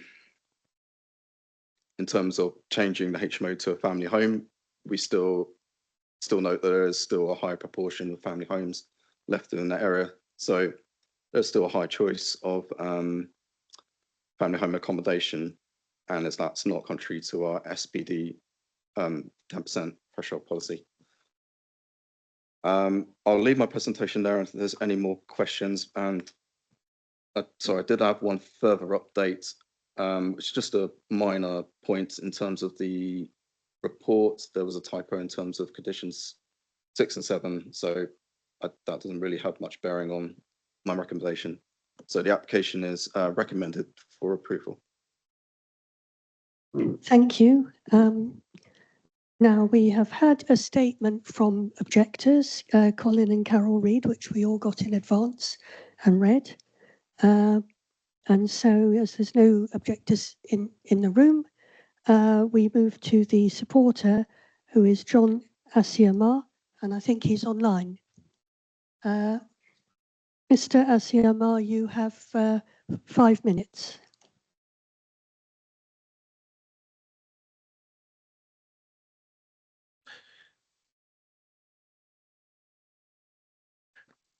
Thank you, Chair. Chair, members of the panel, good evening. I'm speaking as a planning agent in support of this application. Members would have seen that your officers are recommending conditional approval and will respectfully ask the panel to support that recommendation. I appreciate the concerns raised by residents, particularly regarding parking, concentration of HMOs, and the quality of accommodation, and the potential impact upon neighboring amenities. However, I will emphasize at the outset that the scheme before members today is not the original proposal for a 7-person large HMO as explained by the officer.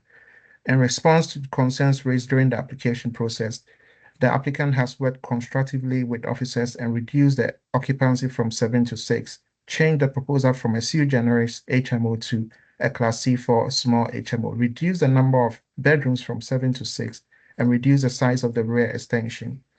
That is an important distinction when considering some of the objections.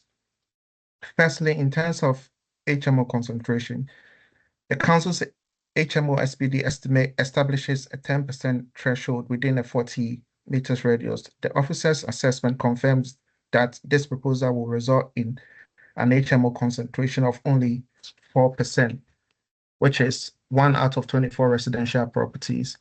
It is therefore comfortably below the Council's 10% threshold. Importantly, the proposal will also not result in sandwiching of family dwellings between 2 HMOs. The proposal will maintain a sustainable mix and balance of households within the local community. Secondly, in terms of the quality of accommodation, the proposed bedrooms range from approximately 10 to 14 square meters, compared with the Council's minimum bedroom standards of 6.51 square meters, where separate communal living accommodation is provided. Furthermore, the combined kitchen and lounge provide approximately 25 square meters of communal accommodation, compared with the Council's guideline of only 13 square meters for 6 occupiers. There will also be approximately 67 square meters of external amenity space. The Council's HMO licensing team has raised no objection, and officers conclude that the development will provide an acceptable living environment for future occupiers. Thirdly, in terms of parking and highways, I appreciate that this has been a particular concern for residents. However, the application has been supported by a parking survey undertaken in accordance with the accepted methodology. Across approximately 200 meters survey area, the highest recorded parking stress was 73%, with about 66 spaces remaining available. The property itself provides 2 off-street parking spaces, which is the maximum parking provision identified by the HMO SPD for a 6-bedroom HMO in this highly accessible location, in that it is close to the high street and well served by buses. Crucially, as confirmed in the officer's report, there is no net increase in the applicable parking demands compared with the existing 4-bedroom family dwelling, with both assessed as 2 spaces. Most importantly, the Council's highway officer has raised no objection, and officers confirm that the development will neither cause severe congestion or adversely affect highway safety. Finally, in terms of neighboring amenity, the revised rear extension is a modest single-story addition, approximately 4 meters deep. Following the reduction in the scheme, the separation from the boundary with number 10 has increased to approximately 5 meters, and the extension complies with the Council's 45-degree code. As confirmed by officers, acceptable light outlook and privacy will be maintained for the adjoining property. In relation to noise, as confirmed by officers, the coming and goings associated with a 6-person HMO will not be significantly more harmful than those associated with the existing family dwelling. Nevertheless, the applicant has accepted a condition requiring a party wall noise insulation scheme prior to occupation, providing an additional safeguard for the adjoining occupier. Members, this is ultimately a policy compliant proposal. The HMO concentration is substantially below the Council's threshold. There is no sandwich in highways and HMO licenses raise no Objection. The accommodation significantly exceeds the relevant minimum space standards. Adequate private amenity space is provided and appropriate condition can address matters such as noise insulation, cycle storage, and refuse storage. Per the officer's overall conclusion, the proposal will not adversely affect the character of the residential amenity of the area, will provide adequate living conditions, and will not adversely Can you affect. come to an end, please? You've had your time. Yes, sir. Chair and members, when the planning balance is applied, the proposal clearly complies with adopted policy and delivers a high quality accommodation without causing unacceptable impact. I respectfully ask you to support your officer's recommendation and grant planning permission. Thank you. Thank you. You can turn off your camera and your microphone now and listen to the rest of the meeting. Is there anything you would like to add, Mr. Brooks? No, Chair, nothing to add. Thank you. So we'll move to councillor questions. Any questions? Oh, sorry, councillor Wood. Okay, we've got one. I've got one on the garden space because it looks like that part of the garden is going to be not what was the original garden, not go with it. Question is, does that allow enough garden? And then I've got a supplementary question for you. So that's within the limits at the moment then. Yeah. If in a year's time we got an application to add a further extension to put an extra bedroom in, would that still be enough garden or would that bring it below? So I was just finding the relevant parts of the report so I can answer your question. So we set out in paragraph 6.46 about the size of the garden space. So even with it subdivided at the moment, we're looking at 67 square meters, which we don't have any particular standards for the size of HMO gardens, unlike family homes. However,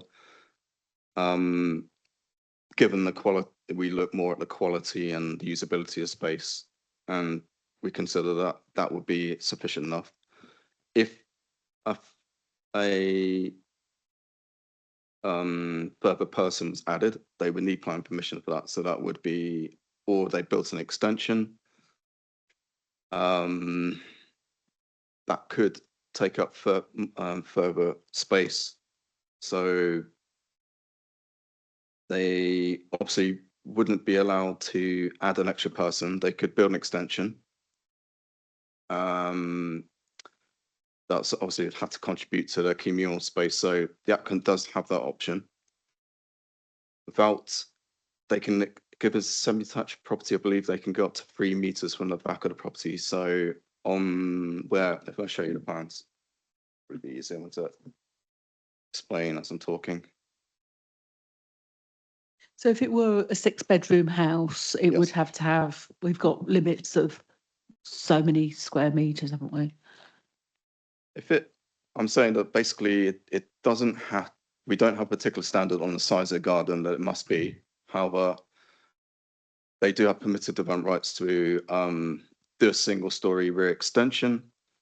So you can see here that at the moment the current extension is 4 meters deep, so they could potentially go all the way up to the edge of their garden here. And that would probably remove 15 square meters because it's 5 meters gap to the neighbour's boundary. So that could take it down to approximately 50 square meters. However, I think regardless of that, we have to look at the application as it is today, because obviously they're not intending to build a further extension. So on the basis of what they've shown and the fact that they would need plan permission for additional person, we consider that the garden space they're showing is adequate enough for 6 people. Right. Can we take off the permitted development rights to stop that happening, or is that going too far? I don't see any special circumstances here. The only circumstance I would say is that if it was, we felt that was impacting the living conditions of the residents sufficiently enough. It is obviously the way they presented it is a small smaller garden you typically see in Gurney Road. They also would have to retain, they couldn't extend more than 50% coverage of the garden as well. So I'll be able to work that out. I'm not sure if they would go over that at this point in time. I would defer to my manager, Rob, to see, because I think there is a possibility we could add that condition, but I'll leave that to you, Rob. Yeah, just to expand on it, I don't think you need to, because you're not allowed to permit development if the coverage of buildings except for the dwelling exceeds 50% anyway. So if you got that curtilage but exclude the existing house from that, if you extend by more than 50%, it's not permitted development, so you would need an application in any case. And if they do extend and we need a planning application, we also have our residential design guide, which tries to align with that 50% rule, which says if you do cover your curtilage with more than 50% buildings, it's an overdevelopment. So we have a couple of layers of protection in that. Okay, we did have one house before that, because they'd cut off the garden or because they'd extended, there wasn't enough garden for it to count as a family home anymore. And you're thinking, this is slightly, we don't want to get into that situation again.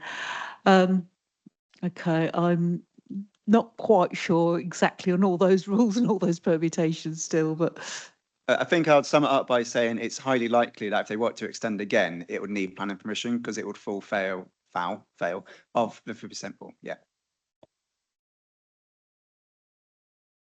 Other questions? Oh, sorry, yes, Councillor Bjakovic. Did he say, I see it's a semi, did he say he was going to put sound insulation between that and the next door neighbour? Yeah, so the applicants agreed to provide that insulation along the party wall with the neighbour. And is that a condition? Yes, that's right. It is a condition. Yeah, find that's condition 6. Not. Yep, as I noted, there's 2 condition 6, so it's the first one.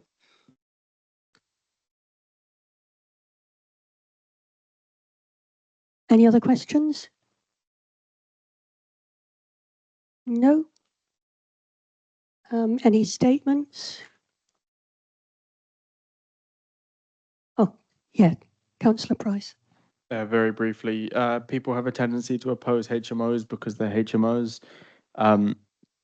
It's worth noting that we have a desperate need, yes, for family homes, which we are unfortunately losing one of through this application.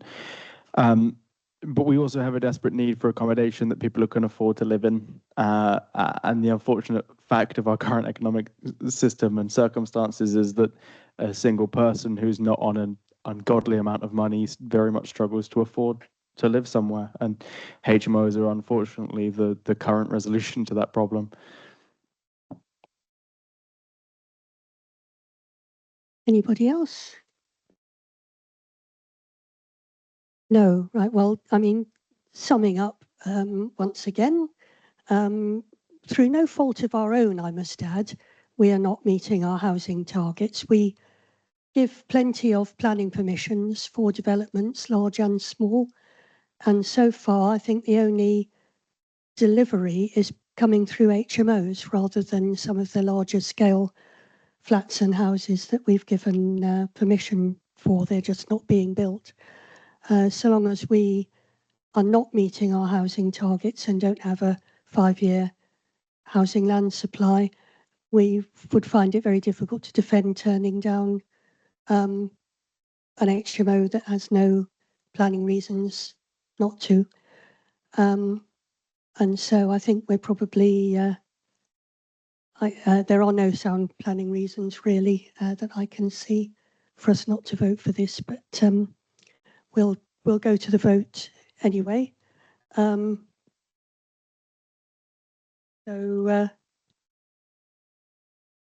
I don't think so. It's not on here. No. So it's just conditionally approved, isn't it? Conditionally approved. We didn't add any conditions. You clarified there was a typo, didn't you? But exactly right. Yeah. So with all that, conditionally approved. All those in favour? Those against? No, that's passed. Thank you. Thank you to, thank you to our virtual contributor. And Thank you, Chair. Thanks. thanks. And we'll move on to the last item, which is item 9. We'll just wait while the next officer sets up.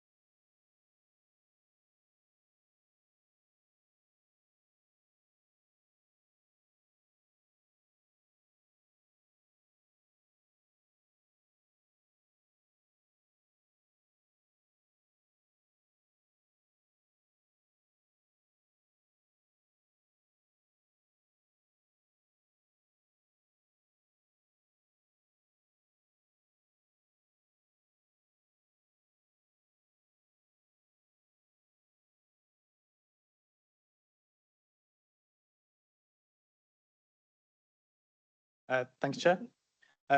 This item is 197 Burgess Road.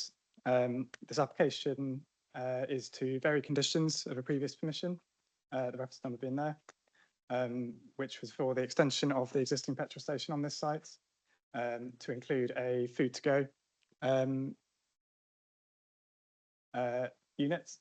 The application before you is to vary the plans to make some minor changes to the building. That includes reducing the size of the unit, which I'll show you in the floor plan shortly, and to introduce a shop front window within the front of the unit where the existing cash machine is. Again, I'll show you that in the elevation shortly. The second item is to remove condition 19, which prevents the provision of internal seating within the building. And yeah.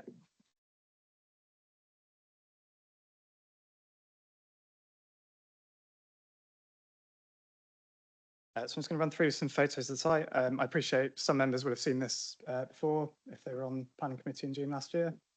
For those not familiar with the site, it's located on Burgess Road on the corner with Glen Eyre Road, and the university is located just on the opposite side of the road. Same photo again, just showing an element of tree cover on the site, as well as Bentham Court, 205 Burgess Road here, which are the main neighbours affected by this proposal. Again, just turning to some photos, you can see the trees within the site, 205 Burgess Road, just off the side of the camera here. This is moving around the rear of the site, showing the location of the majority of the extension. The effect of the amendment of condition 2, the approved plans, does reduce the depth of the extension on this side of the building. And this shows the relation of the location of part of the side extension, which will be in this area. And this shows the 3-storey block of flats at Bentham Courts to the rear. This just shows the petrol forecourt and how that relates to Glen Eyre Road. And this just shows the traffic light junction here with Glen Eyre Road and Burgess Road. And moving around is me standing on the opposite side of the junction, again, showing the relationship between Bentham Court in the background, behind the hedge, and the existing building, which has not yet been extended on the right-hand side past the petrol station. So what I've done is I've shown you the on the left, the plans that were approved during the permission granted in June 2025. So there is a reduction in size. So this sort of element that sticks out is removed, and the depth along this edge reduced slightly by approximately 1 metre. The width of the building remains the same. The effect of the application to remove condition 19 is that the applicant wishes to place tables and chairs within the food to go unit. They have provided an indicative layout, but the effect of the condition is not necessarily to control the layout, it's just to allow for the provision of tables and chairs within that unit. Turning to the elevations, the only changes are the aforementioned reduction in the depth of the building, as well as the provision of the shop window in the front of the building. Obviously, in terms of the impacts of those two things, the reduction in size and depth of the building would not have any material impacts. If anything, it's likely to have a greater benefit to neighbours. And the new window to be added is in the location of the current cash machine and looks out onto the petrol forecourt, so wouldn't have any additional overlooking impacts given it's on the ground floor level. An additional condition is recommended, and I'll go through this on the updates again, stating that no additional windows or doors will be added, and the effect of that would be to prevent this shopfront window ever being turned into a door so that separate access could be gained. So as you can see from the floor plans at present, the way to get into the food to go unit is through the main doors of the property, and then to the left once you walk in. Just worth zooming in order to address the Environmental Health Officer's concerns regarding the creation of a destination. The applicant has confirmed that they would install a roller shutter in the access route between the two units. This would have the effect, which is controlled by condition 12, that the shutters would be closed when the food to go unit is not in operation, and that would stop antisocial behaviour in that area, given that the petrol station does operate at later hours.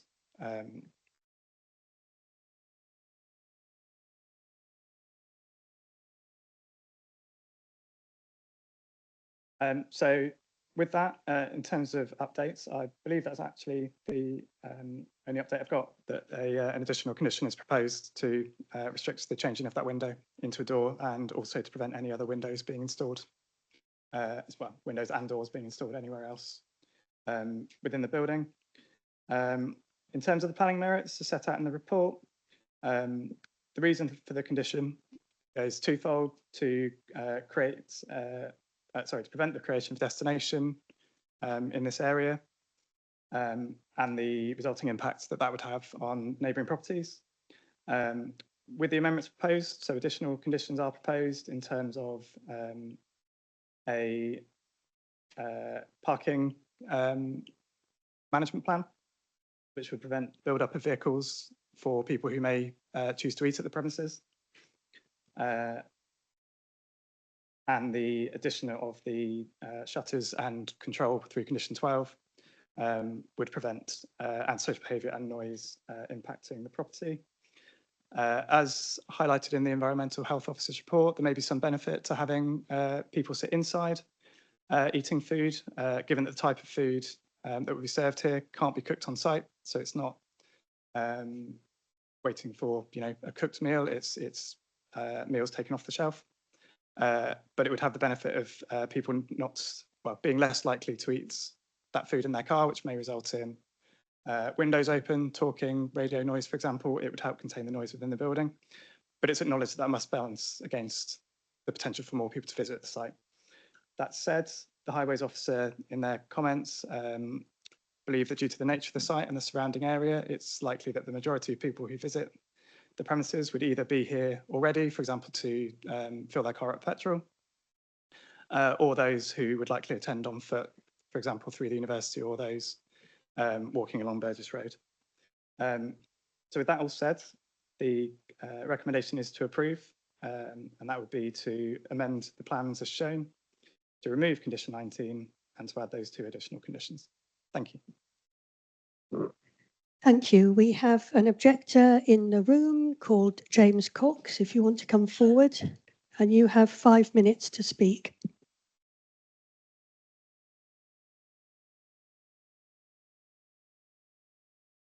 Thank you. Good evening.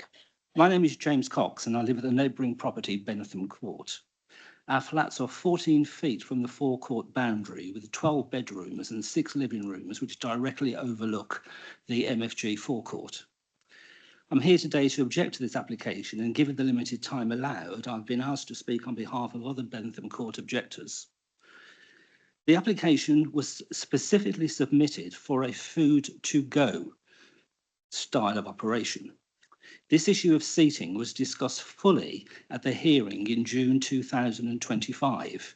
The panel imposed the following condition: no customer seating shall be sited or installed anywhere on the site or within the premises at any time.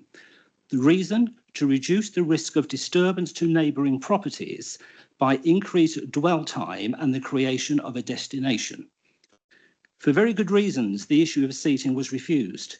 In this application, simply replacing tables and chairs with stools and benches isn't worthy of any further consideration. The panel had already decided seating was not suitable with the residential premises at such close proximity. Furthermore, imposing time limits would not solve the issue, as I can already confirm, current conditions in place are not managed responsibly by the site operators. It's well known by present and past ward councillors, planning, environmental health, and that since MFG overtook the site, the residents of Bentham Court have been plagued by noise. Adding seating will only add to the noise nuisance by attracting more cars, HGVs and work vehicles should parking for an extended period be allowed. It will undoubtedly draw more vehicles into an already busy forecourt with limited parking. MFG will remove all the staff parking to the rear of the premises. No alternative provision has been made for parking or to accommodate the extra staff. Under current conditions, the 2 parking spaces adjacent to the western boundary clearly state for the sole use of customer parking only. In addition to other users need to park in order to use the retail shop, the cash machine, this would prove difficult if extended parking for lorries and other vehicles were to be allowed. We are currently plagued by Deliveroo motorbikes arriving on site and revving engines close to our sleeping and living quarters. This would no doubt increase once this operation comes into force. During the recent heat wave, it's been difficult to open a window due to the noise from commercial vehicles, lorries, HNV and refrigerated lorries. Living next to the site, I can confidently say the forecourt management is non-existent. Often only one cashier is on duty. Their responsibility is to manage the retail shop, deal with the forecourt sales and deal with deliveries. Wholly inadequate as far as staffing is concerned, let alone manage the forecourt to control parking. The planning and licence decisions granted at this site has had a hugely negative impact on the residents of Bentham Court, allowing the raising of the canopy, 24-hour opening, 24-hour alcohol sales, 2 extensions of the retail shop, and now this application to lift a previous imposed condition. I'd ask the panel members to ask, what has changed? Nothing has changed. As a long-term resident of Bentham Court, I've seen this site operated by Gulf Oil, by Shell, and in recent years, MFG. We don't consider MFG to be neighbourly friendly. They seem to be determined to plough through a catalogue and a volley of applications, irrespective of the likely impact it's going to have upon its neighbours. I recently asked to speak with a new appointed area manager. It appears that he's too busy to talk to me, so I'm told, which is not a good way to dissolve neighbourly disputes and issues which you need to discuss with your neighbours. I received messages to say he's too busy to meet with me. I've left my contact details and heard nothing since. We do not believe the commercial interest of MFG should be more important than the rights of local residents to enjoy their homes. The residents of Bentham Court, many of which are elderly and retired, look to you to protect them from this type of intrusion. Granting permission for seating will most definitely result in a prolonged stay and destination, which is exactly the reason the condition was imposed in the first place. Thank you very much. Let me just say, for the reasons I've stated, I look to you to uphold the previous condition and deny this application. Thank you very much. You can return to your original seat. Thank you. So the next speaker is a supporter Julian Sutton, if you want to come forward. And you also have 5 minutes.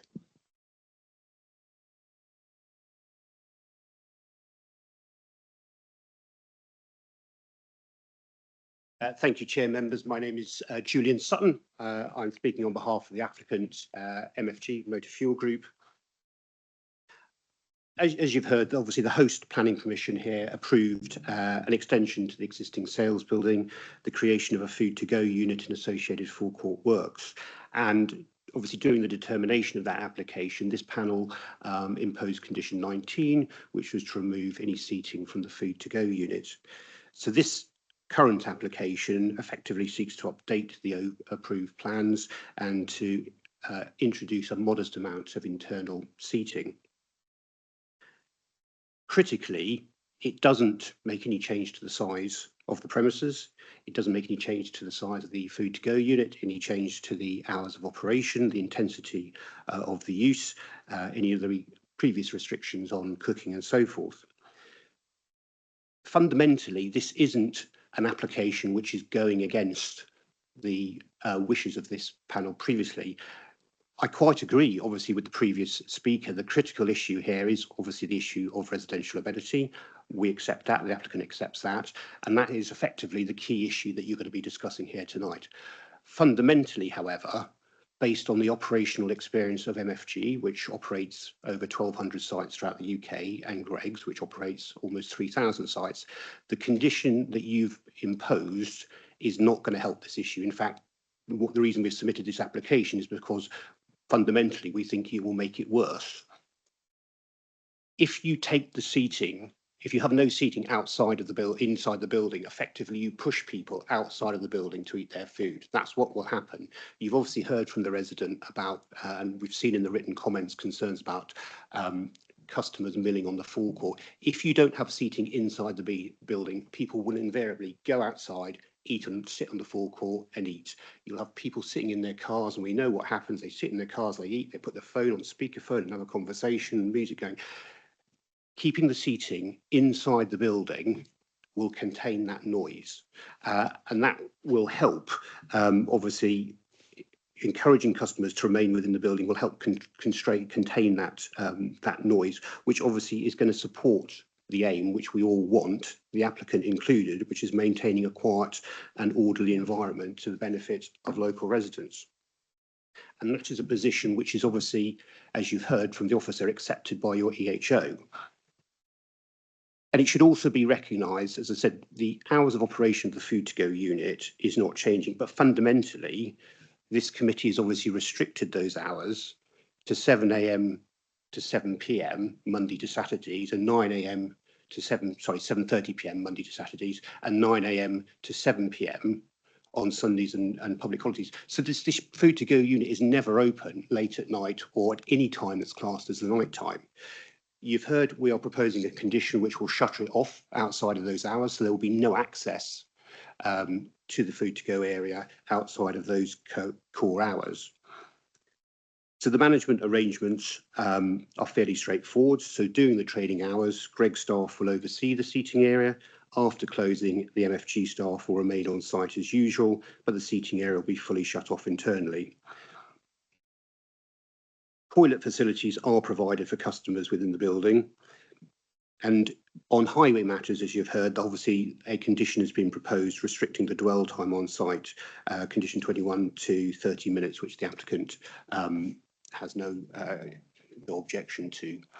So fundamentally, this is about trying to achieve what this panel wants, which is to protect residential amenity. If you take the seating out, as I say, you push people outside, or you increase effectively what's called vertical grazing, and with the seating out, effectively you create more space for people to vertical graze within the building.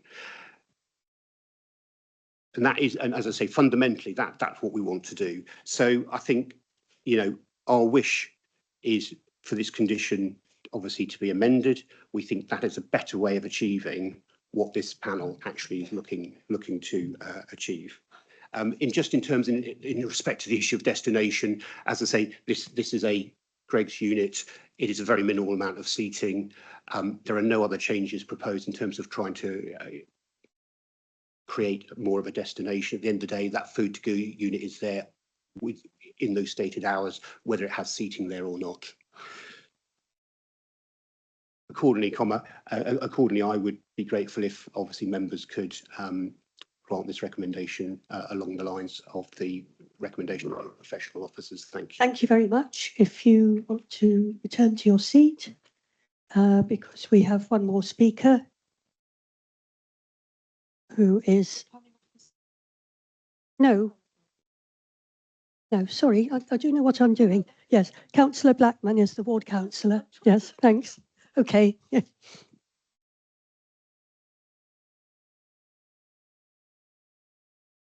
Okay, thank you, Chair. I'd just like to make a short statement in support of the residents of Bentham Court, which, as you know, is next door. I think the expansion of the garage over the past decade has and more has really had a negative impact on the quality of life of the residents in Bentham Court. We've heard very eloquently from Mr. Cox about the noise from deliveries, from people using the site, from all means of transport, from cars, from motorbikes, from HGVs and lorries, whether they're sort of manoeuvring on the forecourt or idling, and that of course has impacted the people that live next door. And the proposal that we've got before us today has been previously rejected, and I was here last year, and I think the proposal would, in the view of the residents, be likely to lead to further noise and disturbance. And given the experience that we've had on the site, I think that's actually quite likely, as we will see additional visitors, we'll see additional vehicles parking, additional vehicles using the site, and people staying longer. So in my mind, that will lead to increased likelihood of increased noise and disturbance for residents.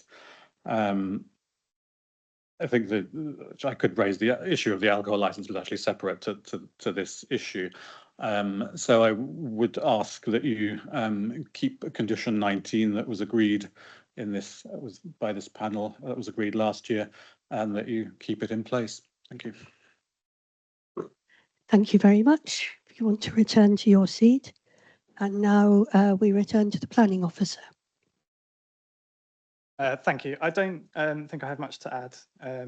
The majority of the matters raised are dealt with in the report, and obviously it's important for members to remember that we aren't considering the principle of the unit itself. We are obviously only considering the impact of additional seating. Parking came up in particular. That was addressed in the previous application, and it's noted that the highways officer raises no objection to this application, subject to the parking management condition that is proposed. Mr. Cox raised issues with parking at the moment. It's worth noting that there is not a parking management plan in place at the moment. So this application brings greater control over parking on the proposal. I suppose just to slightly add to what the supporter said, there is a balance to be struck between, in the noise terms, the benefit of people potentially eating on site within the building rather than outside in cars. And obviously that's got to be balanced against the potential for attracting greater visitors to the site. But as the highways officer has said in their response, they don't consider it likely to generate significant numbers of additional vehicle movements, and most of those are likely to be linked trips either within the petrol station already or within the local area. Thank you, Chair. Okay, questions from the panel? Councillor Lambert. Yeah, just one, because I didn't actually see your response to the proposal by Environmental Health that there may be a 12-month trial period. I might have missed it in your report, but did you address that? And if not, what would your response be to that? So a trial period would be specified by condition. Members will be aware whenever we apply a condition, we're required to ensure it meets the 6 tests, one of which is necessity. Where we've identified that we don't consider there is a materially significant impact in adverse terms, I don't believe a condition that restricts something to a 12-month period would meet the necessity test. Any other questions? Yes, councillor Price. The toilets, it was suggested in the report that there may not be on-site toilets. Do we know if there are? It's very hard to see on the screen. I believe the applicant said there was, but I will check that there are some on the plan. Just bear with me a second.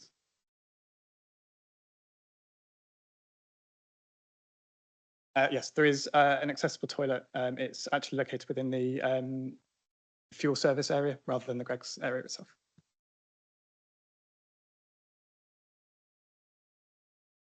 Any other questions? Do people want to move to statements? Yeah, councillor Price. When we read a lot of these applications, what we read is that our responsibility is to consider what's most in the public interest. In housing terms, we're normally not supposed to consider the impact on the value of properties when a new application is made, for example. In my mind, that means that we also shouldn't be considering the impact of a company's bottom line in a similar respect. The Wetherspoons application we saw not too long ago was similar with regard to noise and opening times. And the solution that was suggested involved representations in the community. It involved speaking to residents in the area and finding out what they could do to work together. There seems to be a lack of willing to do that here, which concerns me quite deeply. The applicant has stated they've submitted this application in support of creating a quiet and orderly environment to support the local residents. If that's true, it baffles me that they haven't engaged with those local residents. I don't believe that the dwelling of cars which exists currently is a bigger problem than the problems caused by the allowance of seating, and I come to that conclusion based on the advice of local residents and the ward councillor who speaks as a representative of those residents. I believe those representations are more accurate than the representations of an applicant who hasn't engaged with them. Any other statements? No. Okay. Well, yes. I mean, I don't see that there's any reason to change. Personally, I don't see that there's any reason to change the decision that we made last time. I think the reasons why we put that condition in still apply. I can't see any other reason apart from the fact that the business wants them, and I assume that they can still operate as a petrol station and food outlet without them. My fear that people would come from halls of residence and local houses and turn it into a, use it as a restaurant or a cafe still stands. There's quite good pedestrian crossings I see leading to it, so there's no reason why. I don't think the problem is the cars that come in necessarily. It's quite accessible by foot. And I think we rehearsed all these arguments last time. So I suppose the best thing to do is to move to the vote. I think I've got some views from some of my colleagues, and we'll see what happens when we move to the vote. Now, I think there wasn't an additional condition, was it? It's just removal of a condition. No, Chair, there was an additional condition for no additional doors or windows to the property. Oh yes, I'd written that down, but I hadn't written why. Yeah, no windows and doors to be. So with the no windows and doors to be added, the proposal is to, the recommendation is to remove condition 19 from the planning permission, which is ultimately will lead to tables and chairs being installed. So all those in favour? All those against? That is not passed. And that is the end of the meeting. Thank you to, no, No, sorry, Chair, you've gone against officer recommendation and voted to refuse the Oh, application, so. we've got to propose an Would like some alternative. reasons, if that's possible, yes, please. Oh, right. Well, reasons are, do any of my colleagues who were here last time want to remind me of what our reasons were? I think it's amenity of the local residents, and it was the fear that it would become a destination.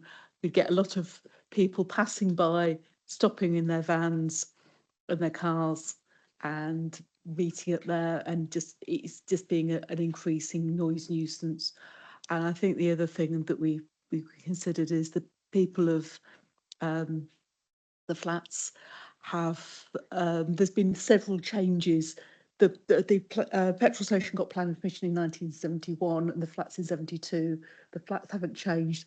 The petrol station has expanded and all that time. We have to look at each condition itself, but this one is just beyond what is acceptable to the residents. Sorry, that's a bit. So yeah, I think it is residential amenity and noise nuisance. Yeah, we have to be specific to that condition because that's what they're applying to vary. So in terms of how the petrol stations expanded over years, it goes sort of, it strays away from what that condition is saying and what trying to relieve. So to sort of narrow it down, you consider that the variation in the condition to remove seating would result in an increase in noise and disturbance and impact on residential amenity by more vehicles and passers-by using the site. Yes. Effectively flipping the reason why the condition was put on in the first instance. Okay, I think I've got enough. Okay. Thank you very much. Sorry about that. Yes. Sorry. I mean, I was just thinking because we put the condition on in the first place, we must have had reasons then, and the reasons haven't changed because the situation hasn't changed. So really we're mimicking that because we still believe in those reasons. So now that you've come up with a reason for refusal, you need to vote on that reason for refusal. Okay. And do it accordingly. Yeah. All right. All those in favour of those reasons for refusal? All those against? Any abstentions? 1, 2 abstentions? It's still passed. And just to confirm, who seconded the Oh, vote? sorry. Sorry, we did it one way around. Yes, Councillor okay, Wood thank you. seconded it, yeah. So that application is refused. Thank you, Joe. Yeah. Okay. I think that is the end. Thank you to everybody who took part, especially the officers who were here throughout, panel members and members of the public who took part.